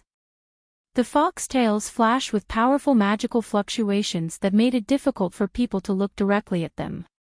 The woman just stood there quietly, but there was a strong pressure around her that made people feel suffocated. Since ancient times, the 9-tailed celestial fox that had never appeared in the celestial fox tribe was born. 9 tails. How could it be 9 tails? Could it be that you have completely merged with the celestial fox's energy? Seeing Yunsheng in her 9-tailed state, even the high priest could not help but be dumbfounded. So what if you have 9 tails? Today, I will cut off your foxtails one by one. Yi Xiu's face revealed a bloodthirsty look as he roared violently. The power of the halberd of the divine battle god in his left hand slashed out an arc of light in the air, whistling as it rushed towards Yunsheng. Yunsheng did not back down. The summoning hand and magic god bracelet in her hands lit up at the same time. A raging dragon-like dark heavenly thorn met Yi Xiu. The two figures passed by each other sideways. The collision of fighting aura and magic formed a huge ball of light. Wherever the ball of light went, everything turned into nothingness. Green, purple, and the rest were overturned by the two forces. The high priest, on the other hand, was fighting with Bo Bo. You are indeed powerful. No wonder you dare to be so impudent. After fighting with Yunsheng, Yi Xiu also realized that this woman's power was far beyond most people in the 8 barren lands and the boundless continent. As he spoke, streaks of fighting aura rolled out of Yi Xiu's body. Large patches of black scales appeared on his body. Sharp barbs also grew out of his spine and arms. In just a moment, Yi Xiu had turned into a King Qilan who was even more vicious than before. Yunsheng suddenly jumped and rushed towards Yi Xiu, who was a few feet away. To the Bakra orcs, once they completed their beast transformation, their power would increase greatly. This was the best time for Yunxing to attack Yi Xiu. Chapter 14:19. Boom! Yunxing's sun-devouring Qilin power, which was a combination of battle energy and magic power, exploded like a scorching sun. A magic battle technique. Looks like you've absorbed the Qilin Holy Infant's energy in the end. Stupid men and women can't be trusted. Yi Xiu laughed when he saw the sun-devouring Qilin. Yunxing didn't smile at all. You're not allowed to mock Yi Baiming. You don't have the right. As Yunxing spoke, 8 rays of light shone beside her. When the 8 divine artifacts appeared at the same time, the smile on Yi Xiu's face froze. Yi Xiu, whether it's 3,000 years ago or 3,000 years later, you've lost, Yunxing shouted. The divine power of the 8 barons' divine artifact transformed into a terrifying giant sword that crushed the entire Qilin palace. The 9-tailed celestial fox and the 8 divine artifacts fused together. The fury of the gods was formed. When Yi Xiu saw the sword of light, he knew something was wrong. He wanted to use all his strength to escape. However, he suddenly realized that his body couldn't move. There was a repulsive force in his body. It was the last of Duge Xiu's power that prevented him from escaping. Boom! The sword slashed down, shaking heaven and earth. Yi Xiu's face turned pale. He felt something in his body shatter. No, I can't lose to a lowly celestial fox. Even that traitor Hu Yan couldn't defeat me. You can't. Yi Xiu was on the verge of collapsing. You're the one who betrayed Hu Yan. That woman was still thinking about you even at the moment of her death. Yunxing was even more furious when she saw that Yi Xiu was still stubborn. Yi Xiu, I'll let you enter the dream and see what Hu Yan did for you back then, she chanted. Yi Xiu felt the situation around him change. He was already in an ancient tomb. Everything in the tomb looked very strange, but there was also a strange sense of familiarity. The sound of a guqin could be heard. Yunxing was sitting at the front. She was holding a guqin. Humph, give up. Your celestial fox's bewitching techniques have no effect on me, Yi Xiu. Yi Xiu was surprised. He looked around and felt that this place was somewhat familiar. Yi Xiu, you probably don't remember this place anymore. This is the Grand Emperor's tomb. Back then, you and Hu Yan experienced the path of the gods here. Today, I will let you experience the test from that day once again. Yunxing's zither music lingered in the air. That was Yi Xiu's test. On the boundless continent, blood flowed like a river. The humans, beasts, and half-beastmen were engaged in a fierce battle. Yi Xiu stood amidst a mountain of corpses and a sea of blood. There was only madness in his eyes. Countless divine soldiers and divine generals were approaching from the sky. Yi Xiu, you've killed countless innocent humans and half-beastmen. You've even harmed your fellow beasts. Your evil deeds have infuriated both gods and ghosts. Today, under the orders of the 4 divine emperors, I will kill you. The Black Qilin tribe will fall into the 9-layered ghost prison and never be reincarnated. Yi Xiu's body trembled. What is this? This is the test you went through in the Grand Emperor's tomb. It's a test given to you by the God realm. At the same time, it's also a prophecy. You're good at killing and greedy. If you occupy the boundless continent, your greed will know no bounds. You'll even slaughter other beasts. In the end, the entire mortal world will be covered in blood because of you. It will be impossible for it to recover in 10,000 years. Yunxing sighed.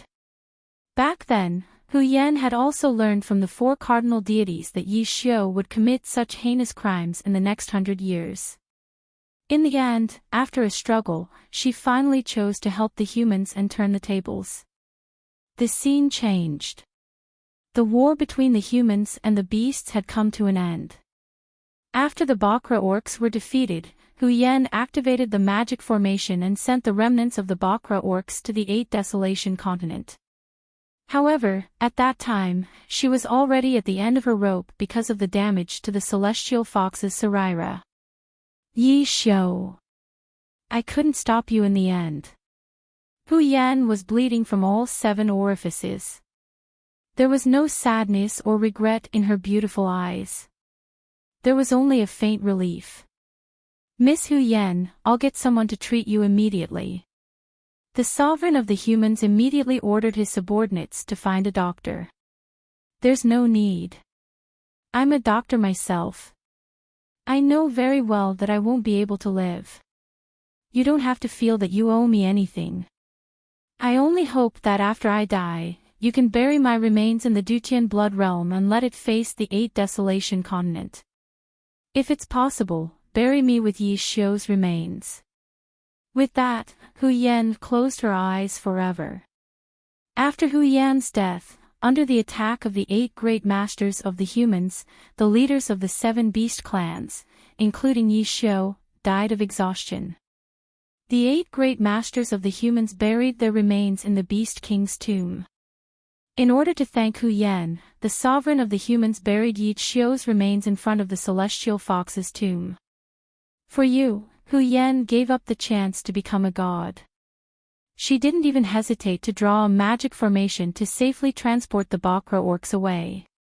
In order to keep you alive, she transferred a part of her celestial fox's Sarira's power into your remains. But what about you? You thought that she betrayed you and was blinded by hatred. You only have distrust and blame for her. Yunxing spoke of her hatred. She truly felt that Hu Yan was unworthy. That woman with outstanding talent had silently sacrificed so much for a Yi Xiu like him. No. How is that possible? Hu Yan, she. Yi Xiu's eyes were filled with disbelief, but everything was so real. Whether Hu Yan's actions were true or not, you can go back to 8 Desolation and ask. As your shadow, the high priest already knew about this after the incident. The great witch doctor too, but they chose to hide it. Yunxing's words sent chills down Yi Xiu's spine. Then Hu Yan. Where is she now? Yi Xiu looked at Yunxing. Her soul has already dissipated. When she transferred her last bit of celestial fox's Sarira's power into your body, she wanted to preserve some of your conscience so that you wouldn't make a huge mistake. Unfortunately, you still let her down. I've already told you everything. As for what you're going to do in the end, it's all up to you. However, if you still want to harm 8 Desolation and the boundless continent, I won't let you go. Yunxing hugged her zither and stood above the 9 heavens like a god. The high priest was anxiously waiting for Yi Xiu at the beast god altar. When he saw Yi Xiu, he walked back dejectedly. Patriarch, did you kill that celestial fox bastard? The high priest asked impatiently. Shadow. Everything she said was true. Hu Yan didn't betray me. Am I the one who let her down? Yi Xiu looked at the high priest. The high priest trembled and squeezed out an ugly smile. Patriarch, what nonsense are you talking about? Hu Yan betrayed you. Betrayed? Then what did the great witch doctor say? Yi Xiu grabbed the great witch doctor. Patriarch Yi Xiu, don't kill me. I've already given you Lady Yushang's letter. It explains everything that happened back then. The great witch doctor wanted to argue, but Yi Xiu's palm landed on his head.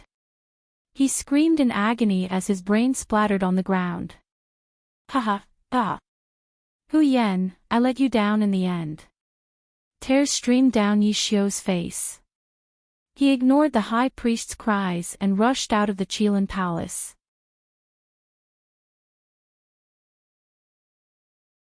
Chapter 1420. The battle that took place in the 8 wastelands was earth-shattering. Even the god realm knew that the first nine-tailed celestial fox had appeared in the human world. Whether it was the Black Chelan King or the nine-tailed celestial fox, they were both existences that could rival the god realm. After that battle, the Black Chelan King Yi Xiao was defeated and his whereabouts were unknown. As for the nine-tailed celestial fox, it was rumored that she was most qualified to become a god. After the 8 wastelands and the boundless continent suffered a heavy blow, the flames of war ceased. The new world god of the human world, Bo, came forward and pulled the strings between the 8 wastelands and the 4 great nations, the temple, and the elite camp of the boundless continent to sign a ceasefire agreement. The Dutian blood world that originally represented the thousands of years of hatred between the 2 major beast tribes finally completed its historical mission. The blood clouds dispersed and the sky returned to its peaceful blue color. The original Dutian relay station also became a part of history. Now, regardless of whether it was the human race or the beast tribe, they could freely travel between the 2 continents. The hatred between the human race and the beast tribe faded with time and was gradually forgotten by both the human race and the beast tribe. Time flew by and in the blink of an eye, half a year had passed. Another year of spring arrived. In an unknown mountain village in Zhou State, in front of an inconspicuous thatched house. The fiery red hemostatic flowers bloomed just in time. A pot-bellied woman was half squatting in front of the herb field. Although her body was a little inconvenient, her movements of pulling the weeds were very agile. Her golden eyes flashed and soon, all the weeds in the herb field were pulled out. The woman raised her head and used her hand to block the bright sunlight. The sparkling and translucent sweat on her forehead made her face look like a jade plate, emitting sparkling and translucent light. Yunsheng, I have some sweet rice wine here. You can use it during your confinement. The village chief brought a jar of rice wine and walked over with a smile. Thank you, Grandpa Village Chief. Yunsheng smiled as she received the rice wine. Half a year ago, when Yunsheng returned from the 8 wastelands, the blood fog on the continent dissipated. The newly developed vaccines were also distributed to the people of the continent. She rejected the invitations from Zhou State and the Dharma Temple and returned to Banana Leaf Village. Not long after she returned, she discovered that she was pregnant. After hearing the news, Hu Jiusheng and Yun Songhai both asked her to return to Taiyuan Mountain, but Yunsheng politely refused. She stayed in Jiaoya village and even took over the position of magician in the village temple. She planted various herbs in the local medicine fields and selected some children with potential to learn magic. Her body was already 6 months old, and it was gradually becoming inflexible. After sending off the village head, Yunsheng returned to her room. She put down the rice wine and walked into the inner room. The furnishings in the room were simple but neat. Yi Baiming lay quietly on the bed. Half a year ago, when the ancient forbidden curse took effect on Yi Baiming, Yunsheng obtained the last quarter of the celestial fox relic in Yi Baiming's body. However, Yi Baiming didn't die immediately. Instead, he lay there quietly like a vegetable. His breathing and pulse had almost disappeared, but his appearance was exactly the same as when he was alive. Yunsheng knew that it was possible that the life and death talisman in Yi Baiming's body had taken effect. However, he didn't wake up again. Night Fox, why aren't you waking up? Our child will be born in a little more than 3 months. From the pulse, she should be a girl. You said that our daughter's name is Yilingyue, Yunsheng said softly. Every day, she would wipe Yi Baiming's body, shave his newly grown stubble, and massage his muscles. This man was still as handsome as he was when he was alive. In the room, the destiny mirror shone and Ji Rumo appeared behind Yunsheng. Yunsheng, don't be too sad. You have to think about the child in your stomach. Seeing Yunsheng's appearance, Ji Rumo couldn't help but feel sad. However, he knew that Yunsheng wouldn't listen to him. Rumo, I have a feeling that he can hear what I say. Yunxing smiled and wiped away the tears at the corner of her eyes. She placed Yi Baiming's hand on her bulging stomach and gently caressed it. Night Fox, listen. Our child is already kicking her stomach. She's even stronger than the average boy. With that, she smiled sweetly. Ji Rumo sighed and glanced at the silent Yi Baiming again before quietly disappearing into the destiny mirror. Yunxing said softly. In the end, she leaned against Yi Baiming's side and fell into a deep sleep. Night Fox. Our daughter is called Yilingyue. Yunxing's voice kept echoing. In some unknown space that was filled with chaos, Yi Baiming was wandering around, looking for an exit. Ever since he and Yunxing had been together, he had become like this. He didn't know where he was now. He also didn't know how Yunxing was doing on the boundless continent. However, no matter how hard he searched, he couldn't find the exit of this chaotic area. Give up. People who use the power of the life and death talisman will never be able to walk out of here. A man appeared in front of him. You are. Yi Baiming looked at the melancholy man in front of him. Me. I am the previous owner of the life and death talisman. The man looked dignified, but his complexion wasn't very good. There was a hint of worry between his brows. The previous owner of the life and death talisman. That was the person that Popo had mentioned earlier. The first human to obtain the life and death talisman. His lover had been demoted to a human because of him, and he had been trapped in the god realm forever. But hadn't he already become a god? Why was he still here? The area we are in now is a special space opened up by the life and death talisman. It's called the life and death chaos. Since we are all willing to sacrifice ourselves for our loved ones, in the endless years to come, we will all be wandering around here like ghosts. We won't die, won't be destroyed, and won't be reincarnated. The man's voice carried a hint of melancholy. No, I am different from you. I am not willing to sacrifice myself for my lover. Yi Baiming's words stunned the man.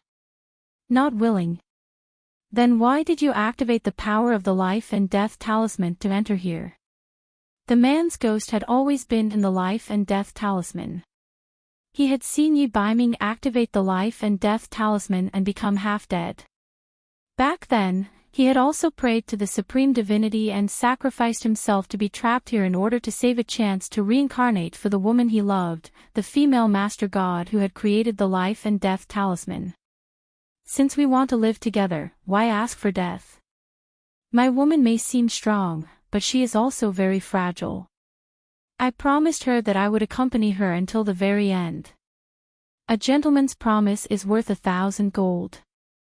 I will never leave her. Yi Baiming smiled faintly. The conviction in his eyes burned the man's eyes. Since we want to live together, why ask for death? Back then, he and his lover had also given up because they felt that it was difficult to violate the rules of the gods. If they could have persevered a little longer back then, you are the person with the strongest conviction I have ever met. I have been trapped here for thousands of years, but I have never met someone like you. Perhaps, I can help you return to your lover's side, but you will have to pay a certain price. The man's ghost was enlightened after hearing Yi Baiming's words. What price?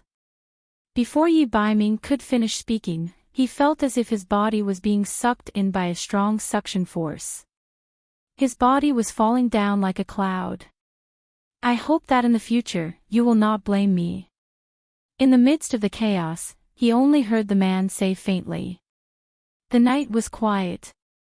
Yunxing felt her face itch. It was as if something had brushed past the corner of her eyes. That was, the man's slightly trembling, warm lips. She heard a dreamy sigh. The night was as cold as water, but the man's voice was mellow like a pot of intoxicating wine. Little wild cat, I am back.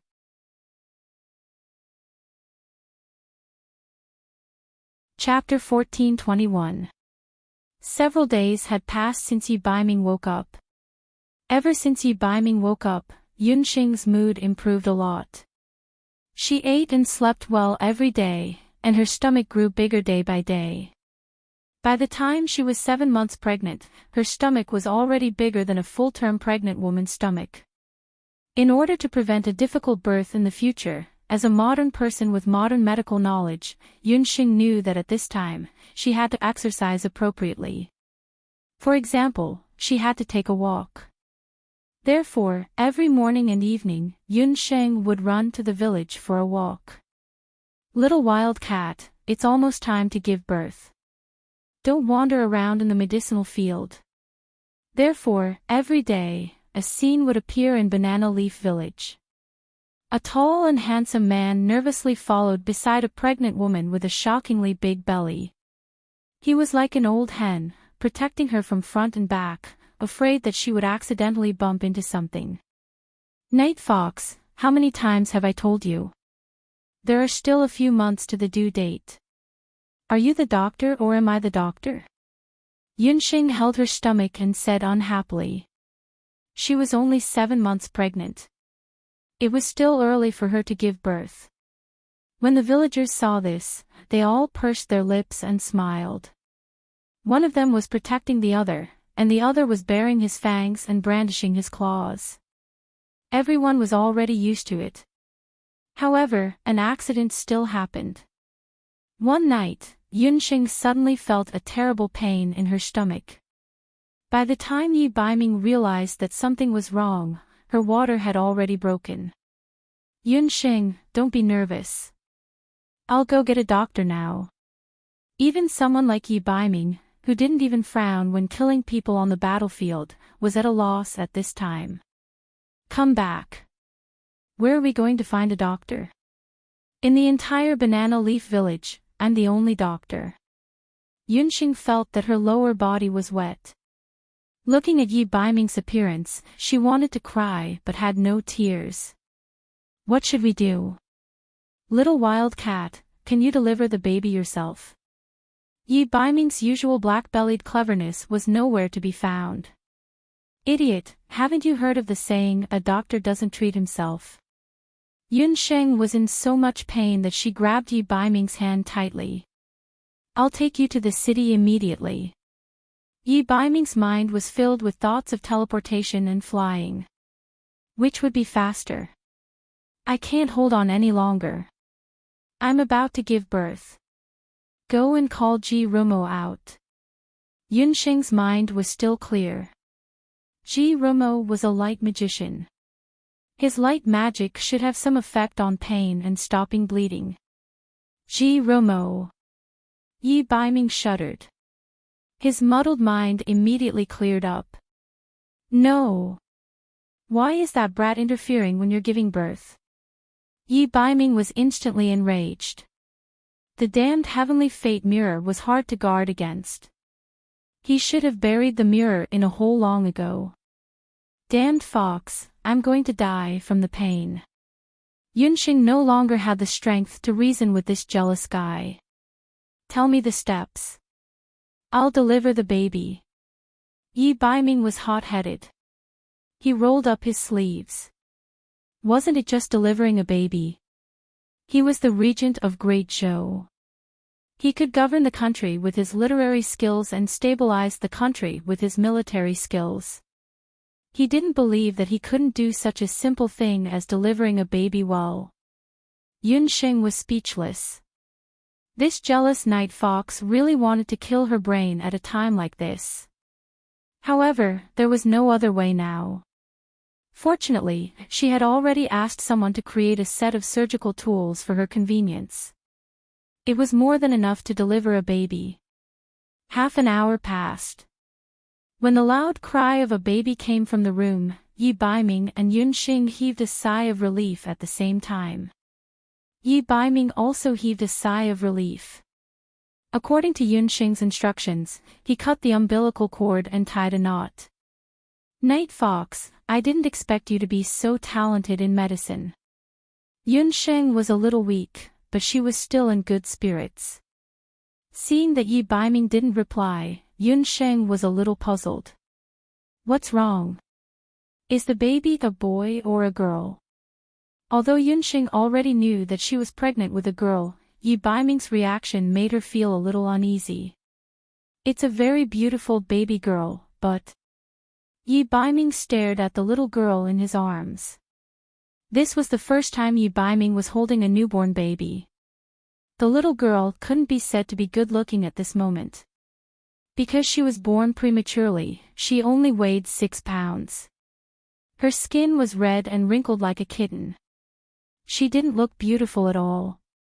But even so, in Yi Baiming's eyes, she was the most beautiful baby in the world. Because this was his daughter, his and Yunsheng's daughter. The subtle feeling of being connected by blood made him feel an indescribable excitement in his heart. But this excitement instantly sank when he saw the thing on the baby's arm. Yi Baiming's hand trembled slightly. There's a mark of life and death on her body. Ji Rumo came out of the destiny mirror. If it were any other time, Yi Baiming would have shouted at him to go back to where he came from and not disturb their family of 3. But now, he couldn't say anything. What? Yunsheng didn't care about her body that had just given birth and struggled to get up. Yi Baiming hurriedly carried the baby over and motioned for her not to force herself to get up. Yunsheng looked over. Just as Ji Rumo said, there was a life and death talisman on the arm of Yunsheng's newborn daughter. This life and death talisman was the one that Yunsheng had implanted in Yi Baiming's body a long time ago. Why was the life and death talisman still there? Yi Baiming had always thought that the life and death talisman had disappeared after he used its power to resist the ancient Qilin forbidden spell. But why would this life and death talisman, which sucked a person's magic power and battle energy, appear on little Lingyu's body? Could it be that I harmed our daughter? Yi Baiming thought back to that day. In the chaos of life and death, he met the man, who was also the first owner of the life and death talisman. When he sent Yi Baiming away, he said, "I hope you won't blame me in the future. I'm afraid it's just as you suspected. In order to help you wake up, the previous owner of the life and death talisman transferred the power of the life and death talisman to little Lingyu. Little Lingyu's premature birth was probably because of the life and death talisman." Ji Rumo went forward to check on little Lingyu's body. "But you two don't have to worry. Other than being a premature baby and being a little weak, the little girl's body is very healthy." The results of Ji Rumo's examination made Yunsheng and Yi Baiming sigh in relief. "It's all my fault. If it wasn't for me." Yi Baiming blamed himself. "Night Fox, this has nothing to do with you. You didn't know that the life and death talisman would be transferred to Lingyu's body." Yunsheng saw that Yi Baiming was blaming himself and gently held his hand. "But the life and death talisman is still a sorcery item. As long as it stays in her body, it will be a hidden danger. Can I use surgery to remove it when Lingyu is a little older?"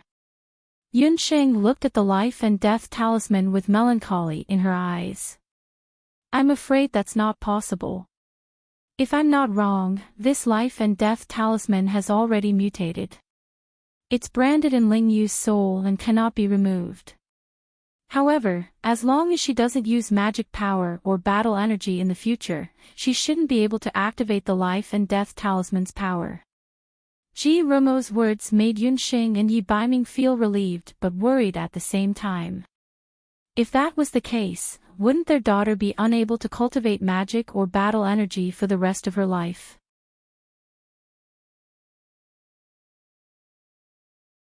Chapter 1422. Before she was 3 years old, little Lingyu was considered the happiest child in the entire continent. Her father and mother were the most respected couple in the entire Banana Leaf village. Her parents were the best looking in the entire village. Not only that, her father knew Duki, and her mother knew magic. In the words of the villagers, little Lingyu's parents were awesome. However, what little Lingyu was most proud of was that her father and mother were very loving. Ever since little Ling Yu could remember, she had never seen her parents fight. As long as her mother was unhappy, her father would coax and lie to her. He would either secretly pull her mother into the room to play kisses, or bring her mother to the roof to look at the stars. In any case, little Ling Yu's family had never had any conflicts between uncles and aunts in the village. Not only that, her mother also had many friends. They would come to Banana Leaf Village as guests from time to time. Every time they came, they would bring many fun and delicious things for little Ling Yu. However, the happy Ling Yu had a small flaw. She couldn't learn magic and duki like the other children in the village. Her mother said that her body wasn't suitable for learning magic and duki. When she first found out about this, little Ling Yu was sad for a while. But soon, she forgot about it because she realized that she was different from ordinary people. Although she didn't know magic or do chi, she had a special ability. Little Ling Yu had only discovered this little ability of hers by chance. As her mother was the only doctor and magician in the village, her father often had to help her mother gather herbs in the mountains and enter the city to sell them. Most of the time, little Ling Yu spent in the village, she played with the other children in the fields. That day, she was playing with Xiao Chui and Chang Zi. They were playing happily by the fields when suddenly, Xiao Chui started crying. It turned out that a large python had swam out of the fields. That python wasn't small at all. It was even thicker than little Ling Yu's thigh. Xiao Chui and Chang Zi were so scared that they didn't dare to move. Go and get my mother. Little Ling Yu was also scared out of her wits. However, she knew that she had to protect her friends at this time. The large python slithered and pounced towards little Ling Yu. In a moment of desperation, little Ling Yu's heart skipped a beat. A stone flew into the air. By the time little Ling Yu reacted, her mother had already rushed over with a group of villagers. Ling Yu. Yunxing was shocked when she saw the python in the field. The python's triangular head had already been smashed into smithereens, and it had long since stopped breathing. She then looked at her daughter. She was so scared that her little body was curled up into a ball. In order to prevent herself from crying, her daughter bit her lips tightly. Ling Yu, tell mother, what exactly is going on? Yunxing's heart was filled with regret. She was busy with the village's matters and almost let her daughter get hurt. Nyangqin, I don't know either. I only know that when the python pounced on me, I was very scared. I just wanted to hit it with a rock. Little Ling Yu hugged her mother's neck, feeling warm and safe. That night, when Yi Baiming returned home, Yunxing told Yi Baiming what had happened during the day. Night Fox, I'm worried that my daughter inherited my magic or your battle aura talent. That rock that was used to kill the python weighed at least 60 to 70 kilograms. Even the villagers in the village would have a hard time lifting it. Yunxing was very anxious. Due to the life and death talisman, she could only harden her heart and not let her daughter learn magic or battle aura.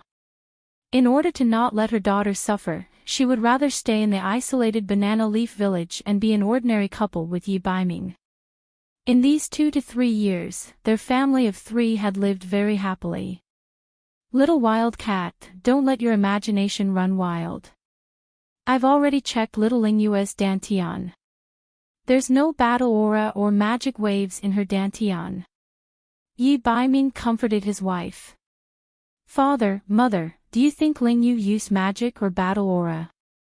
No, Ling Yu only thought about it and that rock flew into the air. Just like this. Yi Lingyue still didn't know that her parents were worried about her special ability.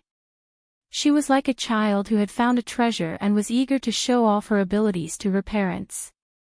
She thought for a moment and the illumination spell in the house was extinguished. During this time, Yunxing and Yi Baiming indeed didn't feel any magic or battle aura waves. This is. Yunxing and Yi Baiming were shocked. It was obvious that there was a mysterious power in their daughter's body that neither of them knew about. In the next few days, Yunsheng and Yi Baiming asked around and finally, they found some useful information from Supreme God for directions. The special power in little Lingyue's body was indeed not magic or battle aura. It was an ancient power that had been circulating since the ancient times of the realm of the gods. It was called spiritual power. Little Lingyue's spiritual power was most likely related to the life and death talisman in her soul. However, Supreme God Four Directions couldn't be sure if little Lingyue's spiritual power would be activated after she used it. Supreme God Four Directions gave Yunsheng and her husband a seal. After some discussion, Yunsheng and Yi Baiming decided to temporarily seal the spiritual power in little Lingyue's body. Little wildcat, aren't we being too cruel by doing this? Yi Baiming looked at his daughter's sleeping face with a worried expression. I don't know if it's right or wrong to let our daughter continue to be an ordinary person. Although Lingyu has never mentioned Night Fox, she is a very proud child. I've secretly seen her outside the temple a few times, watching the children in the village learn magic. Yunsheng sighed.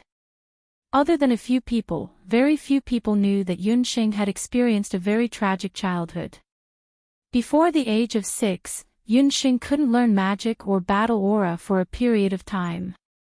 If it wasn't for the fact that she had an unyielding adult soul in her body, she would have lived in inferiority and pain throughout her childhood. Don't worry. Our daughter has me and you, as well as the 2 little brothers in your stomach. Her future will be like the bright moon in the sky. She will always have our protection. As Yi Baiming spoke, he gently caressed Yunsheng's slightly bulging stomach. He also just found out that he was going to be a father again. When Yi Lingyue woke up the next day and heard her mother say that she was going to be an elder sister, the little girl was overjoyed. As a result, when she was happy, she forgot about the fact that she had spiritual power.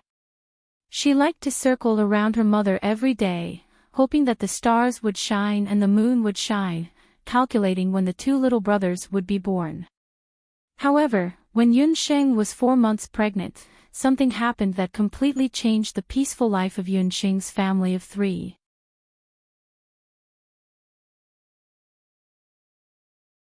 Chapter 1423. The story started when Yunsheng and her husband lived in seclusion in Banana Leaf Village. One day, a man and a woman came to Banana Leaf Village. How should this couple be described? The woman had a head of pink hair and was energetic like a scorching sun. She was incomparably enthusiastic. As soon as she entered the village, she rushed in with familiarity. Together with her was a black-haired man.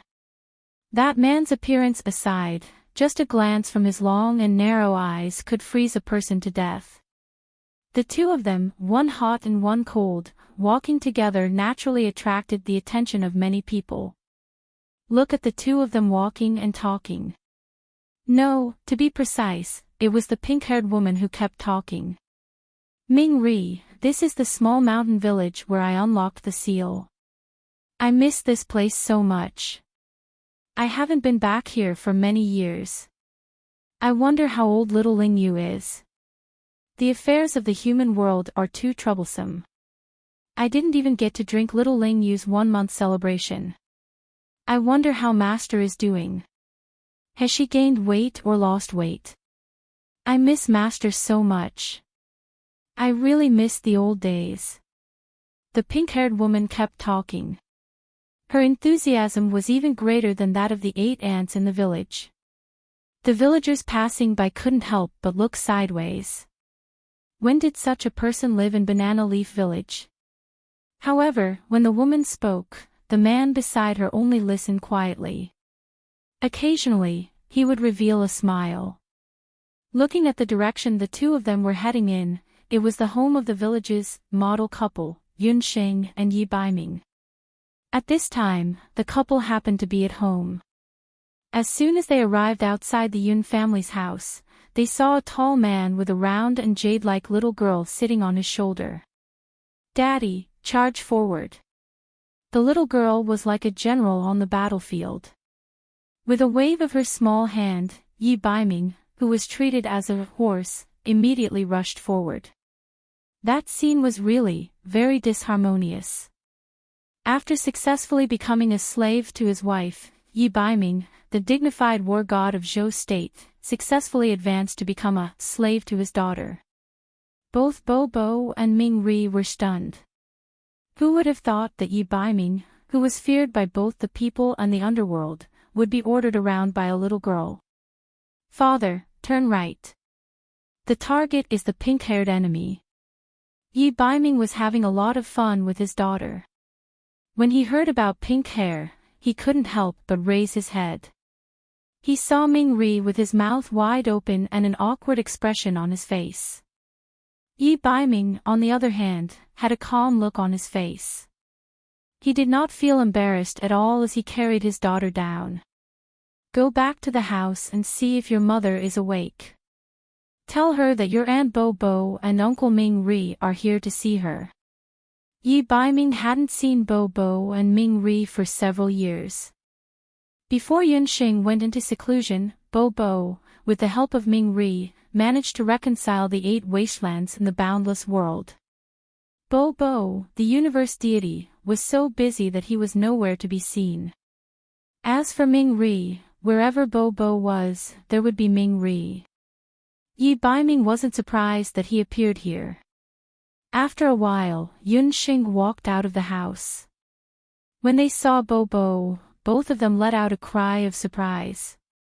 Ing, my dear master. When Bo Bo saw Yunxing, he didn't care about his image as a universe deity. Just like when he was young, he pounced on Yunxing. Little Lingyu, who was watching at the side, felt strange. Why was this weird auntie with pink hair more like a child than her when she was 3 years old? Ming Ri, we haven't seen each other for a long time. You two go in first. Yi Baiming knew that since Yunxing and Bo Bo met, they must have endless things to talk about. He smiled and invited Ming Ri into the house. After Ming Ri entered the house, he looked around. Although it was simple, the decorations were very warm. Yunxing and Yi Baiming were really affectionate. The two of them had done so many things for the boundless world and the 8 wastelands, but in the end, they pushed away all the glory and lived in seclusion in the mountains. However, such a life made Ming Ri slightly envious. At least, Yi Baiming had Yunxing and little Lingyu. To him, the happiness of his wife and daughter was far more important than anything else. After Yunxing and Bo Bo chatted for a while, she pulled little Lingyu over.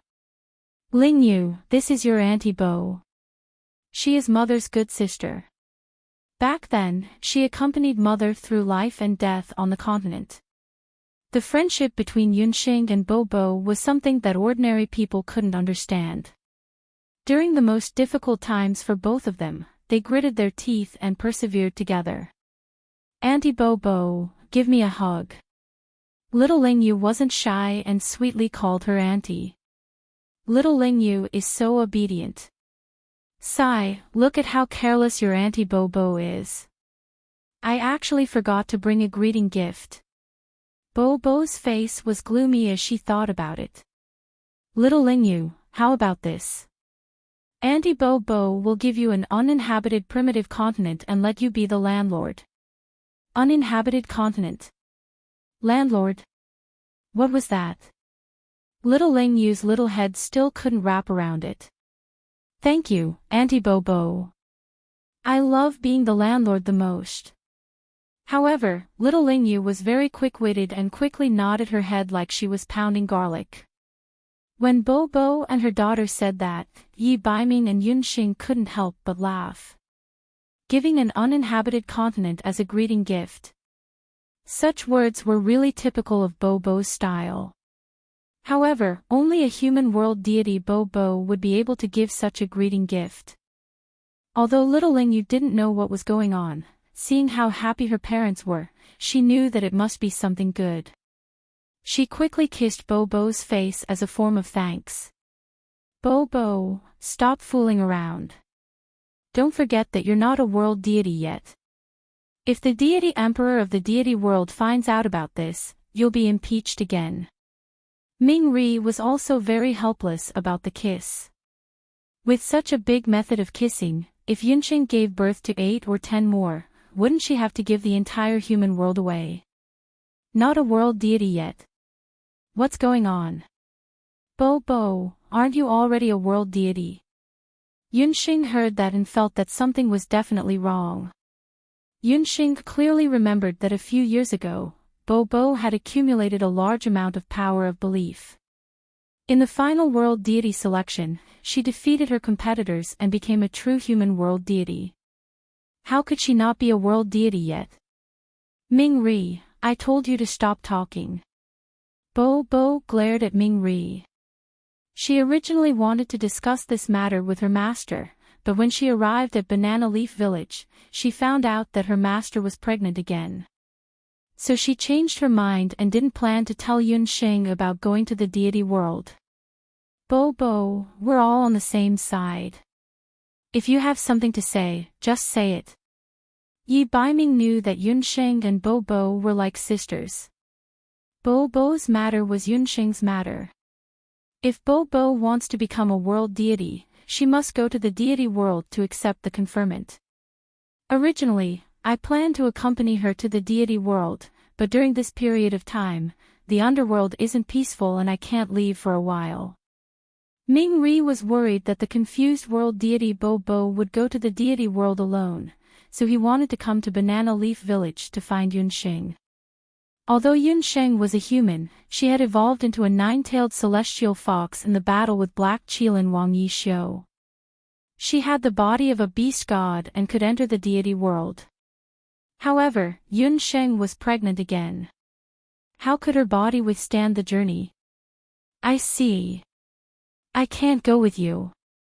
Then let Night Fox go with you. He also has the body of a demigod and can enter the deity world too. Yunqing heard and thought for a while. Then she had an idea. That won't do. Master, you're pregnant with twins this time. It's inconvenient for your body. The Qilin boy must accompany you. Bo quickly rejected. Bo, you underestimate me. Moreover, I'm not alone. I still have the magical beasts in the beast language ring and little Lingyu to accompany me. Yunqing glanced at Yi Baiming. Yi Baiming understood and immediately expressed that he could escort Bo to the deity world to accept the conferment of a world deity.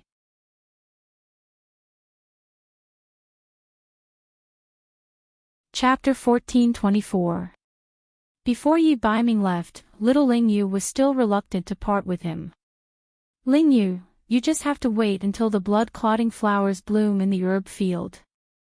Then, you'll be able to see Daddy coming back. Yi Baiming smiled as he bid farewell to his daughter. He calculated the journey back and forth. 1 month should be enough for him to return from the realm of the gods. Yi Baiming and Popo left for a month. The child in Yunqing's stomach was already 5 months old, but there was still no news from Yi Baiming. This made Yunqing even more uneasy. She tried to contact the underworld's sun, but even the underworld's sun was cut off.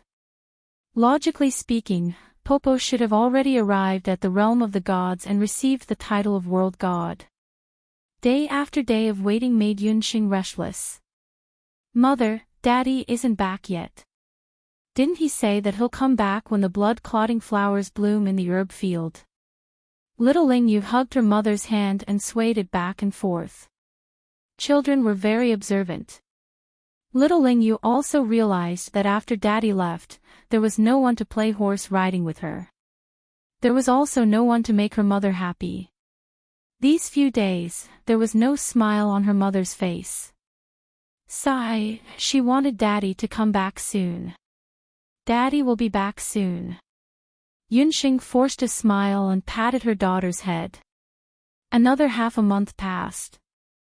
The blood-clotting flowers in the herb field had all been harvested, but Yi Baiming still hadn't come back. Yunqing couldn't wait any longer. She had no choice but to contact the Netherworld Ghost King. The underworld god isn't in the netherworld. The netherworld ghost king soon brought back a piece of bad news. About a month ago, which was half a month after Yi Baiming left, the underworld god suddenly left the netherworld palace. When he left, he took 100,000 netherworld soldiers with him. Something must have happened. The ominous feeling in Yunxing's heart intensified. Disciple, how about I secretly make a trip to the god realm and ask around? The netherworld ghost king saw Yunxing's big belly and was afraid that her body would collapse due to excessive worry. No, ghost king, you have some grudges with the god realm. Besides, with your status, it's not appropriate for you to appear in the god realm. I want to go there personally. Yunxing had been thinking about it for a few days. Even the usually calm Ming Ri would bring the Ming army to the god realm. Something must have happened in the god realm. But your body now. The netherworld ghost king looked at Yunxing's belly, which was twice the size of an average person's.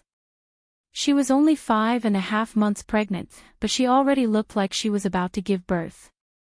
Not to mention, Yunxing still wanted to bring little Lingyu with her to the god realm. My body is fine. This is already my second child. As for little Lingyu, she has always been obedient.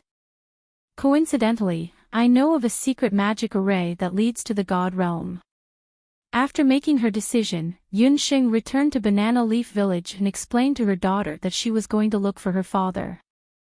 Mother, we just have to enter this magic array and we'll be able to see father. Little Lingyu was confused as she followed her mother onto the god realm's treasure ship. The ship was flying in the sky, and below it was a boundless sea of clouds. Little Lingyu gathered her courage and looked down. Banana Leaf Village had already changed into a Xiaohei the size of an ant. It was much taller than the time when her father brought her and her mother to the rooftop to look at the stars. There were only 2 ways to go from the human world to the god realm. One was through the path of the gods, and the other was through a magic array. The only path of the gods in the boundless continent opened once every 3,000 years. That time, Yunxing and Yi Baiming opened it together. After the 2 of them missed that opportunity, the next time the path of the gods opened would be another 3,000 years. Therefore, Yunxing could only go to the god realm through a magic array. That magic array was left behind by the Beast King from the previous time. Yunxing still managed to find out the whereabouts of that magic array from demigod Qingqing. Yes, as long as we pass through that magic array, we'll be able to see father very soon. Yunxing comforted her daughter. Although she said that, Yunxing wasn't very confident in her heart. What was the celestial realm like? Could the magic array really send them there? None of this was certain. Insolent human, how dare you trespass into the god realm? Just as Yunxing's treasure ship passed through the magic array and entered the god realm, a thunderous roar came from the sky. Suddenly, a thunderous roar resounded in the sky, and a fireball appeared in the sky, striking towards the divine world's treasured ship. Yunxing didn't panic. A beautiful divine lotus fire appeared between her fingers and shot out. Seeing the divine lotus fire, a strange sound came from the ball of fire. Then, the ball of fire landed on the treasure ship, and a divine beast walked out from it. When they saw each other clearly, the divine beast and Yunxing were both shocked. But little girl. Coincidentally, the guardian of this magic array was actually the divine beast Bai, and that Yunxing had met in the smelted geocentric cave when she was still a little girl. At that time, the 2 of them had only met once. Because Yunxing had cured Bai An's tooth disease, Bai An had gifted her divine lotus fire after Yunxing had passed the test. Unexpectedly, the 2 of them met again in the god realm. Little girl, I haven't seen you for a few years. You actually purified the divine lotus fire into divine lotus fire. That little girl beside you is your daughter. She's really like you. Both of you don't know the immensity of heaven and earth. Although Bai En was a divine beast, he had an ugly face. He sized up little Lingyu. Unexpectedly, little Lingyu wasn't afraid when she saw him. She even boldly tried to pull Bai En's tail. Bai En was so shocked that his eyes widened. "Senior Bai En, I'm really sorry. I didn't know that you were the one guarding this magic array. I had no choice but to barge into the God Realm." Yunxing told him about how she came to the God Realm to look for her husband. "What? Your husband is Yi Baiming? Good boy, that guy and the god of the underworld, Ming Ri, are famous people in the God Realm." Bai An's eyes widened when he heard that. It turned out that more than a month ago, Yi Baiming escorted Bo Bo to the God Realm to receive his title. Before entering the God Realm, everything was peaceful. But on the day before Popo was about to be conferred the title, Popo was taken away. Yi Baiming contacted Ming Ri, and the two of them immediately started an investigation. In the end, they found out that Bobo had been kidnapped by Shi Sanqian, the clan leader of the Shi clan, who had failed to be selected, and a priest from the human world. The two imprisoned Bobo in the Shi clan's forbidden grounds. They wanted to kill Bobo and steal her divine body. Human realm priest. Yunxing immediately thought of a person. That was the beast god altar's high priest. After Yi Xiu disappeared, the beast god altar's high priest's whereabouts were also unknown. Who would have thought that he actually came to the God Realm and colluded with the failed Shi Sanqian? In that case, the beast king who committed crimes in the human realm was the Shi clan Shi Sanqian. Shi Sanqian was a descendant of the ancient god clan. The power behind him was one of the four great god emperors, Emperor Fenggu. Ming Ri and Yi Baiming originally wanted to directly report this to Emperor Yan Yan, but Emperor Fenggu was obstructing them. Ming Ri and Yi Baiming were worried that Bo Bo would meet with misfortune. In their anger, the two gathered 100,000 underworld soldiers and killed their way to the God-falling plains where the Shi clan was located. At this moment, the underworld army and the Shi clan's army are still fighting in the God-falling plains. Bai En sighed as he spoke. "Senior Bai En, can you bring me to the God-falling plains? I must find Yi Baiming." Yunsheng was very anxious. She begged Bai En. Bai En looked at Yunsheng's big belly and the little girl beside her. He couldn't help but feel compassion. He brought the mother and daughter to the God-falling plains.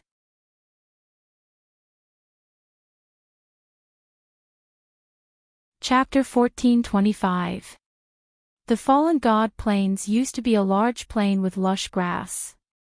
However, ever since the battle between the Netherworld Lords and the Shi clan started, the entire Pingyun was bathed in heavy killing intent.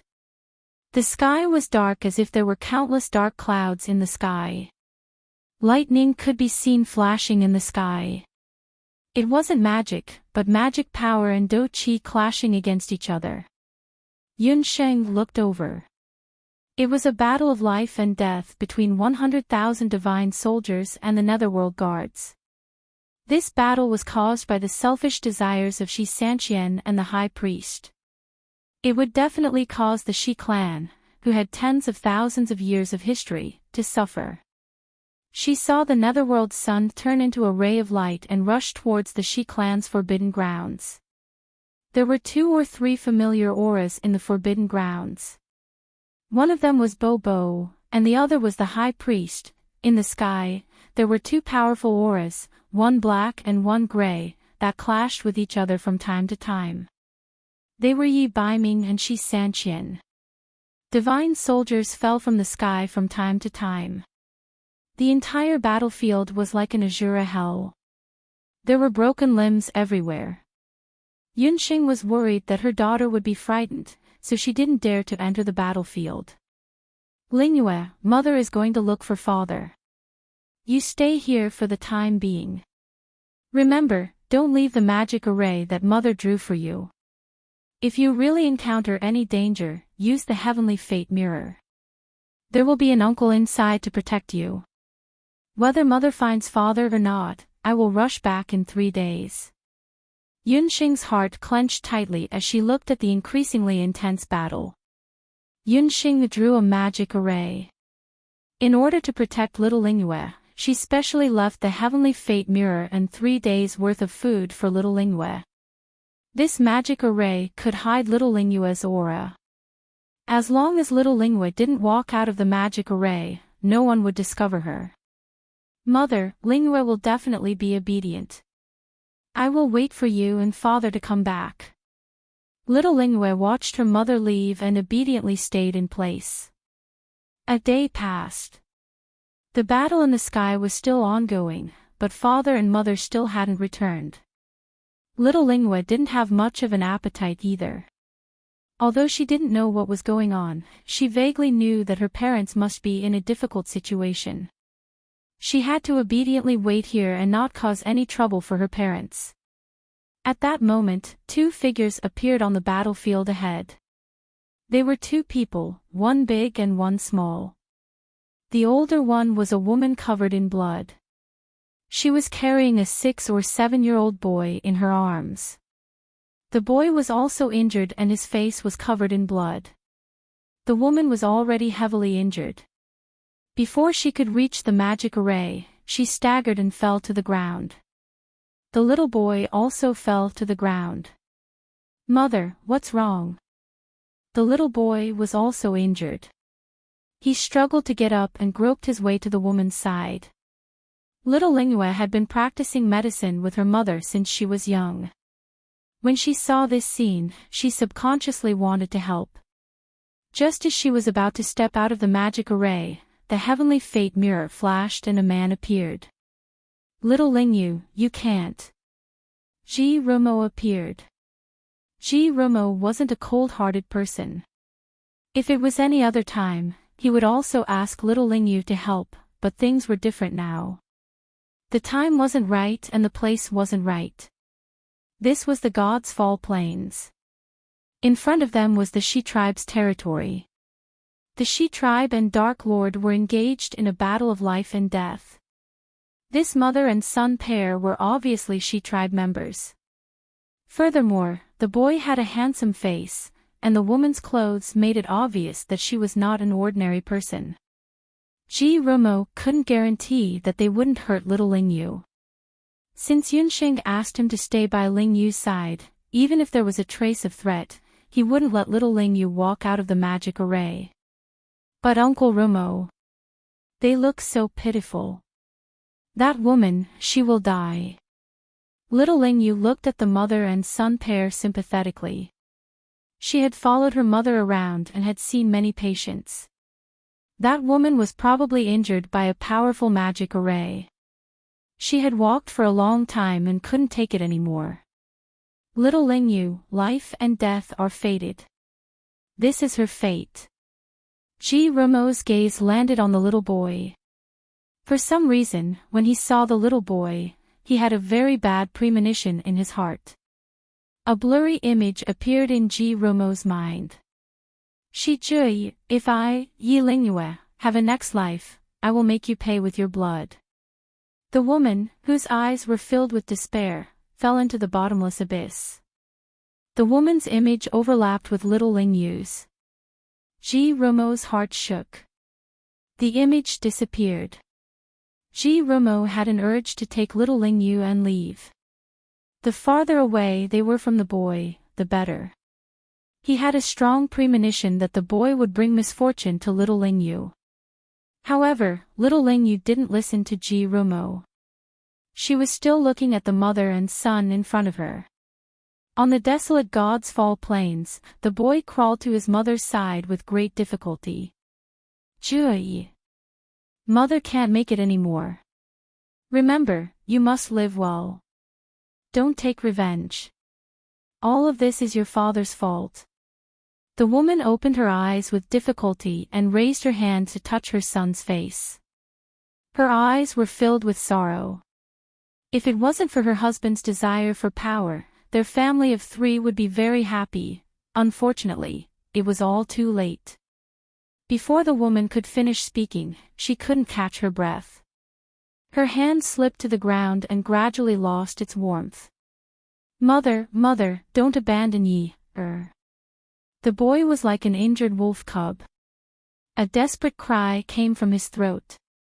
Gone, there was nothing left. Father, mother, and all of his clansmen, they were all dead. Why? Why was he the only one who was still alive? Hugging his mother's already cold body, the little boy cried himself hoarse. In the end, he only felt his vision go black, and his small body fell to the ground. The moment he fell, he felt a soft hand supporting him. Ling Yu, you. Ji Rumo sighed helplessly. He saw that Yi Lingyue still ignored his advice and rushed into the magic array. Uncle Rumo, he fainted. Can we think of a way to save him? Little Ling Yu looked anxiously at the unconscious boy with a nervous expression. Could it be that everything is fate? Ji Rumo couldn't resist little Ling Yu's pleas and brought her to a god race village 5 kilometers away. In order not to worry her mother, little Ling Yu even left a letter in the magic array. After doing all this, little Ling Yu finally felt at ease and followed Ji Rumo to the god race's ancient village. Many years later, when Ji Rumo recalled what happened back then, he couldn't help but sigh. If he had been more determined back then, or if he had hardened his heart and killed the fledgling Shi Jui, perhaps Yi Lingyue would still be the happy Yi Lingyue that she used to be. However, everything was destined. The gears of fate had already begun to turn.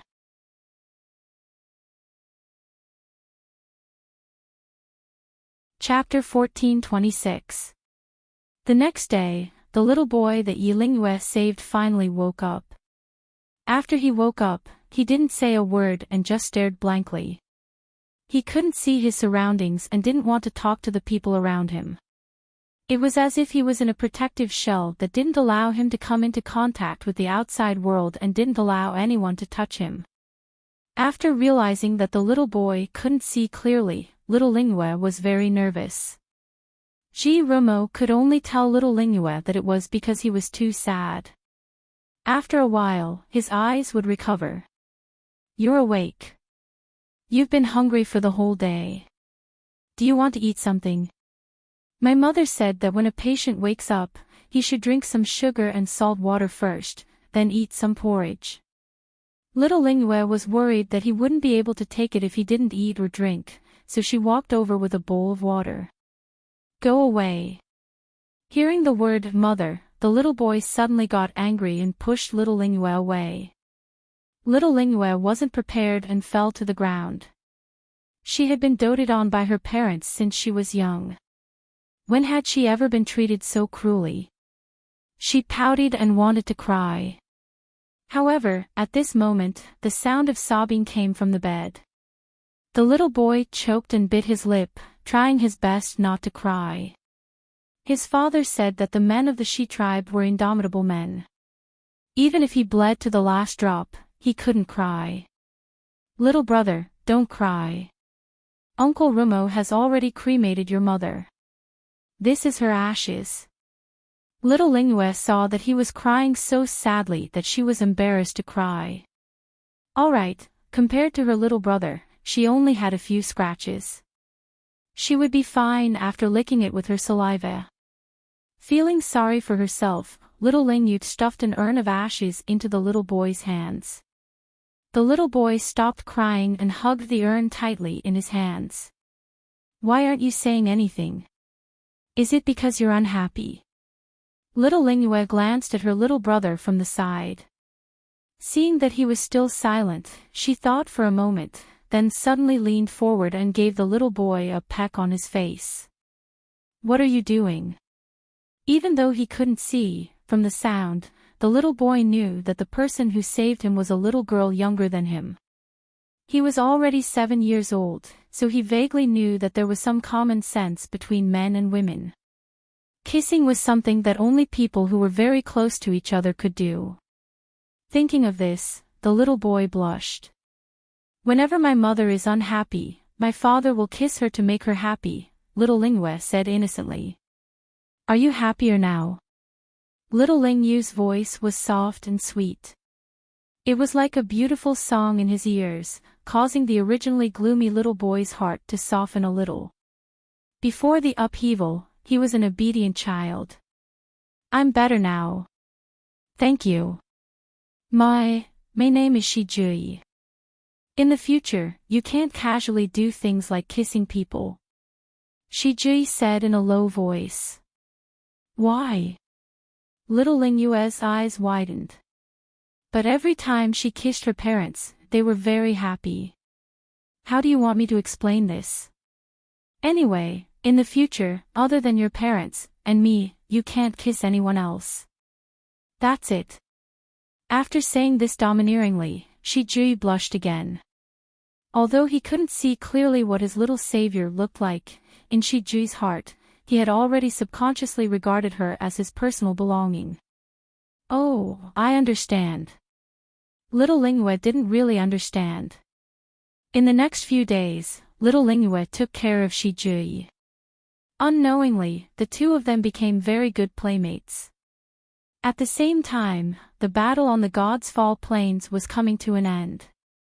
Yi Baiming killed Shi Sanqian. After a fierce battle, Yunsheng and Ming Ri killed the high priest and rescued Bobo from the forbidden area of the Shi clan. To prevent the Shi clan from rising from the ashes, Ming Ri and Yi Baiming worked together to banish the Shi clan to the extreme north, never allowing them to return to the realm of the gods. But after they did all this, Supreme God Four Directions brought a group of divine soldiers and divine generals to the God's Fall Plains. Yi Baiming, Ming Ri, the two of you have really caused a huge disaster this time.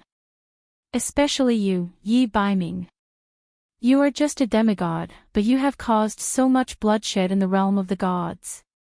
I am under the orders of Emperor Huiyan to bring you to the Heavenly Court Temple for interrogation, Supreme God Four Directions said sternly.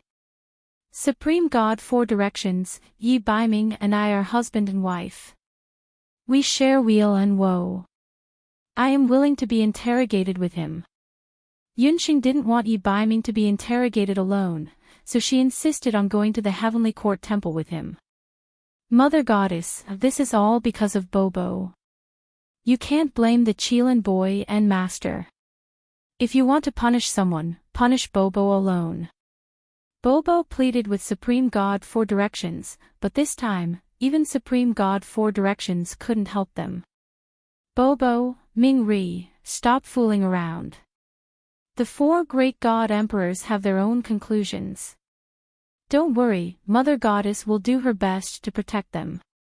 After receiving Supreme God Four Directions' promise, Bobo and Ming Ri relaxed a little. They had no choice but to part ways with Yunsheng and the others for the time being. Supreme God Four Directions, my daughter is still in the God's Fall Plains. She is very young. I beg you to let me find her before going to the trial. Yunsheng and Yi Baiming were still worried about their daughter's safety. Supreme God Four Directions agreed. Yunsheng and Yi Baiming contacted Ji Rumo and found the God Clan village. Daddy, Mommy. When little Lingyu saw her parents, she flew towards them like a little bird. Lingyu, let Mommy take a good look. Yunsheng already knew what happened from Ji Rumo. However, in order to not worry Yunsheng, Ji Rumo hid the fact that Shi Juyi might be from the Shi clan. A smile appeared on Yi Beiji's face when he saw that his daughter was fine.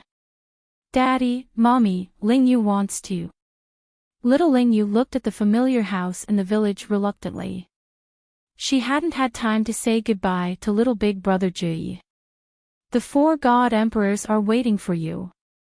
You can't delay any longer. Under Supreme God Four Directions' urging, the family of three left the God Clan village and headed towards the Heavenly Court Temple. Little Lingyu took one last look at the village and said in her heart, little big brother, you must recover quickly. I hope that the next time we meet, you will still remember me. Before Yi Lingyue left, she was still worried about little Juyi. She gave a villager in the ancient village some money and asked the villager's daughter to take care of Shi Jui in her place. In the village, Shi Jui gradually recovered after little Ling Yu's treatment. After a few days, he was finally able to open his eyes. "You're awake." A girl from the ancient village stood in front of him.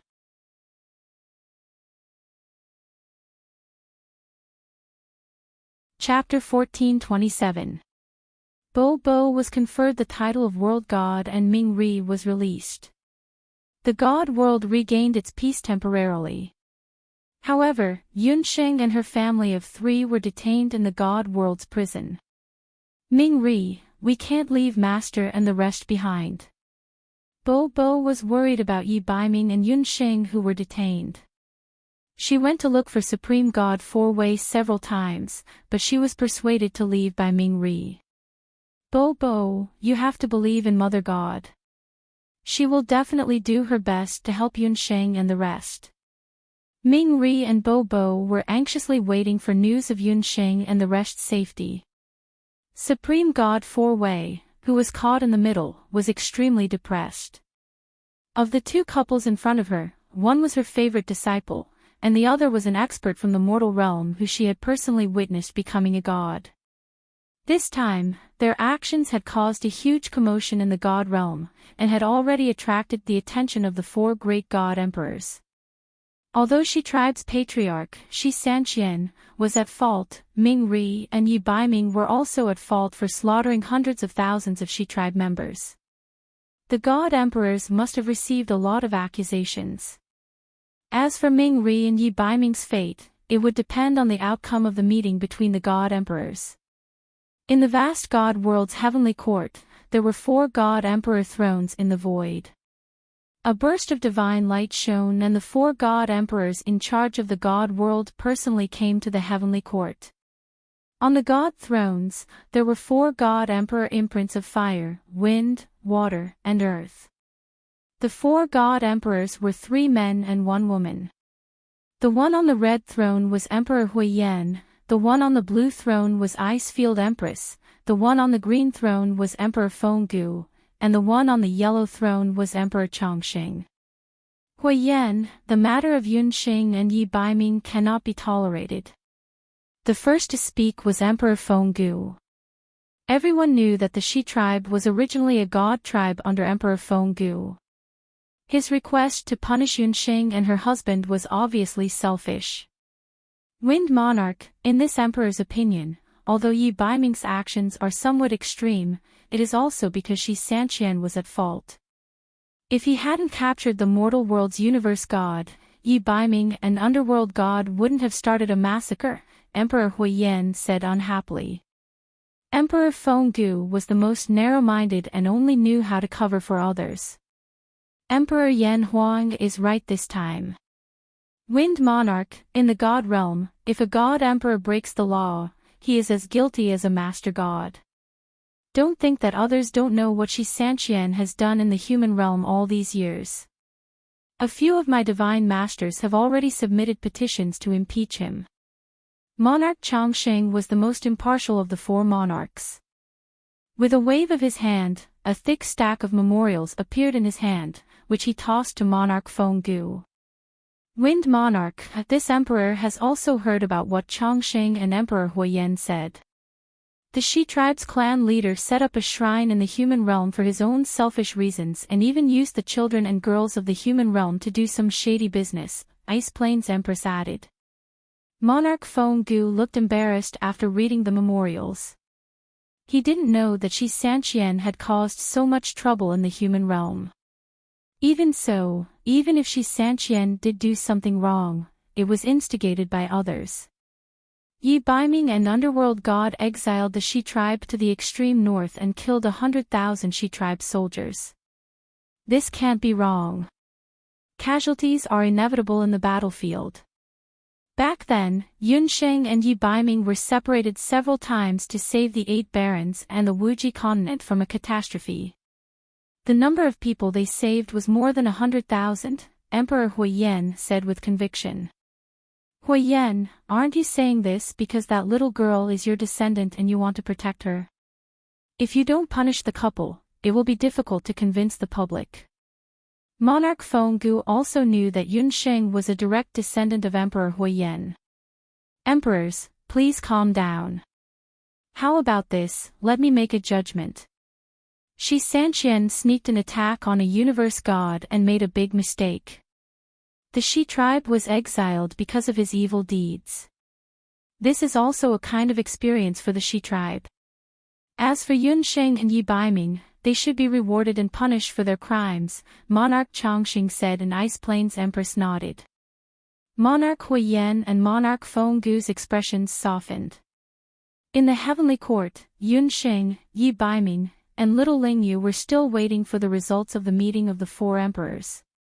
Daddy, Mommy, Lingyu is a little scared. Looking at the solemn faces of the divine soldiers and divine generals, little Lingyu nervously grabbed her mother and father's hands. Lingyu, Daddy and Mommy are here. You don't have to be scared. Yunsheng and Yi Baiming looked at each other tacitly. In each other's eyes, there was only encouragement and magnanimity. The two of them had experienced so much together. Whether it was the war in the Eight Desolates' boundless continent or the war of the Shi tribe, they had never backed down. Yi Baiming, Yunsheng, hear the decree. Supreme God Four Directions appeared in front of the family of three. The husband and wife knelt together, and little Lingyu followed suit. Yi Baiming, as a demigod, you ignored the decree of the gods and killed 10,000 divine soldiers of the Shi tribe. You exiled millions of Shi tribe members. Your crimes are extremely heinous. According to the laws of the gods, you should be imprisoned in the ancient heavenly prison for 10,000 years. However, the god emperors have shown mercy. On account of Madame Ye's pregnancy, the husband and wife practiced medicine for several years and saved countless lives in the mortal world. Yi Baiming will be pardoned from his 10,000 years in the heavenly prison. Yi Baiming will be conferred the title of Supreme God of the Eight Barons. He will be in charge of the Eight Barons' domain. Yunsheng will be conferred the title of Medicine Buddha. She will travel to the Eight Barons with her husband. After the Supreme God of the Four Directions finished reading the decree, the couple thanked him and accepted it. Supreme God Four Directions, what is this decree? Yunsheng was confused. The decree clearly said that Yi Baiming was guilty, so why was the couple conferred the title of Supreme God and the title of Medicine Buddha? This is the God Emperor's gratitude for what the two of you have done for the mortal world. They have pardoned Yi Baiming from prison. However, the two of you must not let your guard down. The Eight Desolates' divine realm mentioned in the decree is not a good place. It is the most desolate realm in the god realm. Gods and demons coexist there and it is extremely dangerous. The Eight Desolates' divine realm has already changed more than 20 supreme gods. Every supreme god has either died or been injured. According to the decree, the two of you are to head to the Eight Desolates' divine realm. This was all that Supreme God Four Directions could do for the couple. A magic array appeared beside her. That magic array led to the Eight Desolates' divine realm. That's right, I see that your daughter's fate is extraordinary. Listen to this Supreme God. Before she turns 18, don't let her leave the Eight Desolates' divine realm. Otherwise, she will definitely encounter the tribulation of reincarnation, Supreme God Four Directions suddenly said as he looked at little Lingyu.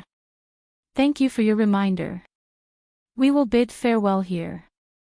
Yi Baiming and Yunsheng thanked Supreme God Four Directions and walked into the magic array with little Lingyu. The magic array flashed and the family of three disappeared. Father, Mother, where are we going? Little Lingyu asked nervously as she grabbed her parents' hands. Lingyu, we are going to a brand new god realm. That will be our home in the future. Father and Mother will bring you and the two little brothers who are about to be born. Together, we will build a new home that belongs to us. Yi Baiming carried little Lingyu and hugged his beloved wife, Yunsheng. He felt a sense of satisfaction that he had never felt before. In front of them, a barren and brand new continent awaited them. However, the couple did not feel a trace of uneasiness. In their hearts, there was only hope. This was because they knew that no matter if it was the human realm, the god realm, or the underworld, as long as a family was together, it would be their home. The story of the family of three and the twins was occasionally touched upon in the later chapters. Many people asked why little Lingua had become Yi Lingua in the new book. This was a new story. There was no need to feel sad because little Lingua would find someone who loved her dearly. The story of the night fox and the wild cat was complete. The following chapters were the other side characters.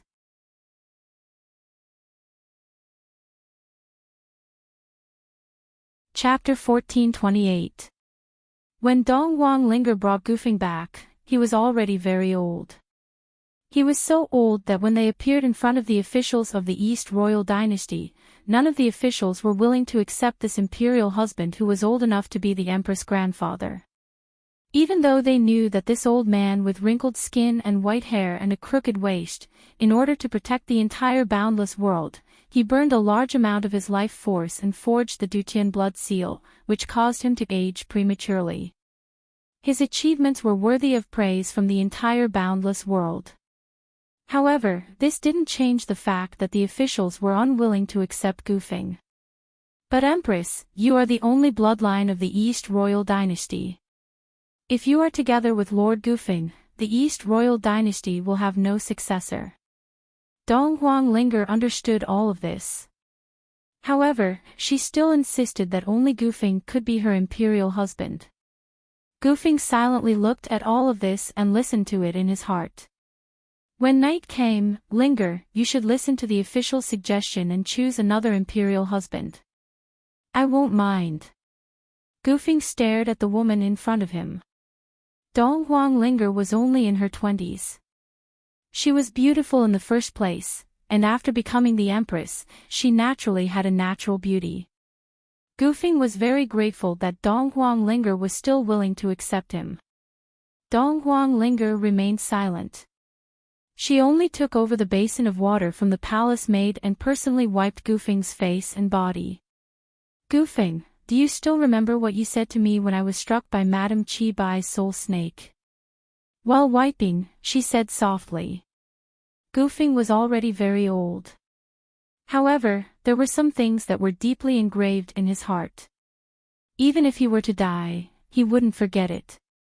Naturally, he remembered what he had said himself. In fact, Goofing remembered every word that he said to Dong Huang Linger. Every word that he said to Dong Huang Linger was unique. He wouldn't say it to anyone else a second time. He said that if Dong Huang Linger couldn't recover, he would take care of her for the rest of her life. But now, everything had changed. Dong Huang Ling had to take care of him for her entire life. She was still in the prime of her youth. How could he bear to let her be a widow for her entire life? Let me answer you. No matter what you become, I am willing to accompany you. Dong Huang Linger's words did not move Goofing. Instead, they angered him.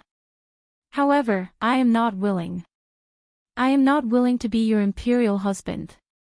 I am also not willing to be judged by others and become a sinner of the Dong Huang dynasty. Goofing swept the water basin onto the ground. This was the first time in his life that he was angry at Dong Huang Ling. The water splashed all over the ground. Dong Huang Linger silently squatted down. Empress. Those palace maids were so scared that they hurriedly went to support Dong Huang Ling. Goofing, I understand your concerns. Give me some time, I will definitely think of a way, Dong Huang Linger said faintly. Goofing sighed. He hardened his heart and no longer paid attention to Dong Huang Ling. Dong Huang Ling thought that Goofing would slowly come to his senses. But who would have thought that from the second day onwards, Goofing started not eating anything. He didn't even drink the medicine that she personally brewed. Seeing Goofing aging day by day, Donghuang Ling helplessly turned to her good friend Yunxing for help. Ling, you are still not willing to listen to my opinion. You came to the 8 desolate divine realm to help me, a night fox. Yunxing looked at Donghuang Ling's haggard appearance and felt very anxious. However, she also understood that Gufing was doing this because he loved Donghuang Ling too much. The two of them clearly loved each other. Yet, they were unable to be together. How could this not be a type of torture? After she and Yi Baiming took care of the 8 desolate divine realm, she had also invited Ling and Gufing to live in the divine realm together. Ling used the reason that Gufing's body was unable to travel long distances and that she was worried about the Donghuang dynasty as an excuse to reject Yunxing's good intentions. My answer is still the same. As the Empress of the Donghuang dynasty, I will always stay in the eastern capital. Yunxing, the reason why I called you here today is to ask if there is any way to let Gufing live for a few more years. Ling knew that the reason why Gufing didn't eat anything was to force her to compromise. However, this time, she wasn't going to compromise. In the past, for the sake of the Donghuang dynasty, she let Gufing stay in the Dutian blood imprint alone for many years. This time, she wasn't going to leave him alone. You really want to know? I'm afraid I'll have to trouble the underworld god for this matter. Yunxing was in a difficult position. Although she had already become a god and possessed heaven-defying medical skills, she was helpless for her friend Gufing who was already very old. Why is it you again? When Ming Ri saw Yunxing, he felt a headache coming. Every time this woman appeared, nothing good would happen. Underworld god, I'm the one who asked Yunxing to find you. I want to know if there's any way to let Gufing live for a few more years. Donghuang Linger also knew that her request was very difficult for Gufeng. However, this was the only way she could make Gufeng stay. Life and death are predestined, and lifespan is determined by the heavens. Even as the underworld god, I'm helpless. Ming Reach shook his head. Who says it's not possible? On a certain continent in the mortal realm, there's a spring called the life-changing spring. It might be able to help you. Bobo jumped out. Bobo, don't mess around. Your actions are equivalent to disrupting the order of the mortal realm and the netherworld. When Ming Ri saw Bobo, he knew that something was going to happen again. Bobo, please tell me, what is the life-changing spring? Can it help me in Gufing? When Donghuang Ling heard that there was still hope, her eyes lit up again. Actually, I've only heard that after drinking the life-changing spring, you can exchange a part of your lifespan with others. However, the number of years you exchange will be the number of years you age overnight. Bobo looked at the young and beautiful Donghuang Ling and said uneasily. Any woman would want to stay young forever. Donghuang Ling was no exception. Ling I can't. I can think of concocting some medicinal pills to help Gufing. When Yunxing heard Bobo's words, she objected. Yunxing, you said it yourself. Gufing's body can't even withstand ordinary medicinal pills. Bobo, please bring me to look for the life-changing spring. Donghuang Ling's gaze was firm as she made her decision without hesitation. Donghuang Ling, the greatest empress in the history of Donghuang dynasty, her life was a legend. Her friendship with her good friend, the medical Buddha Yunxing, had always been seen as a legend in the boundless continent. However, the most legendary story in her life was the story between her and her imperial husband, Gufing.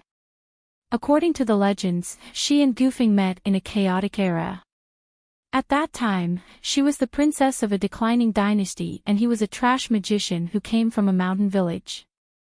Because of their identities and misunderstandings, the two of them had separated several times. However, in the end, the two of them still walked together.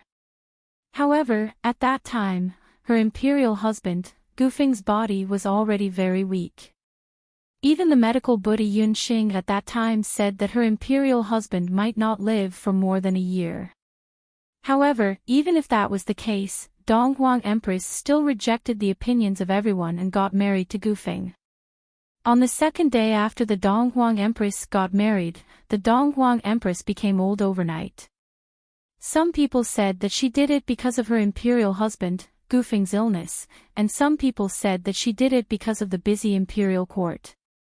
However, no matter how many rumors and public opinions were spread outside, the Donghuang Empress and her imperial husband were very loving. The Donghuang Empress ascended the throne when she was 17 years old and passed away when she was 47 years old.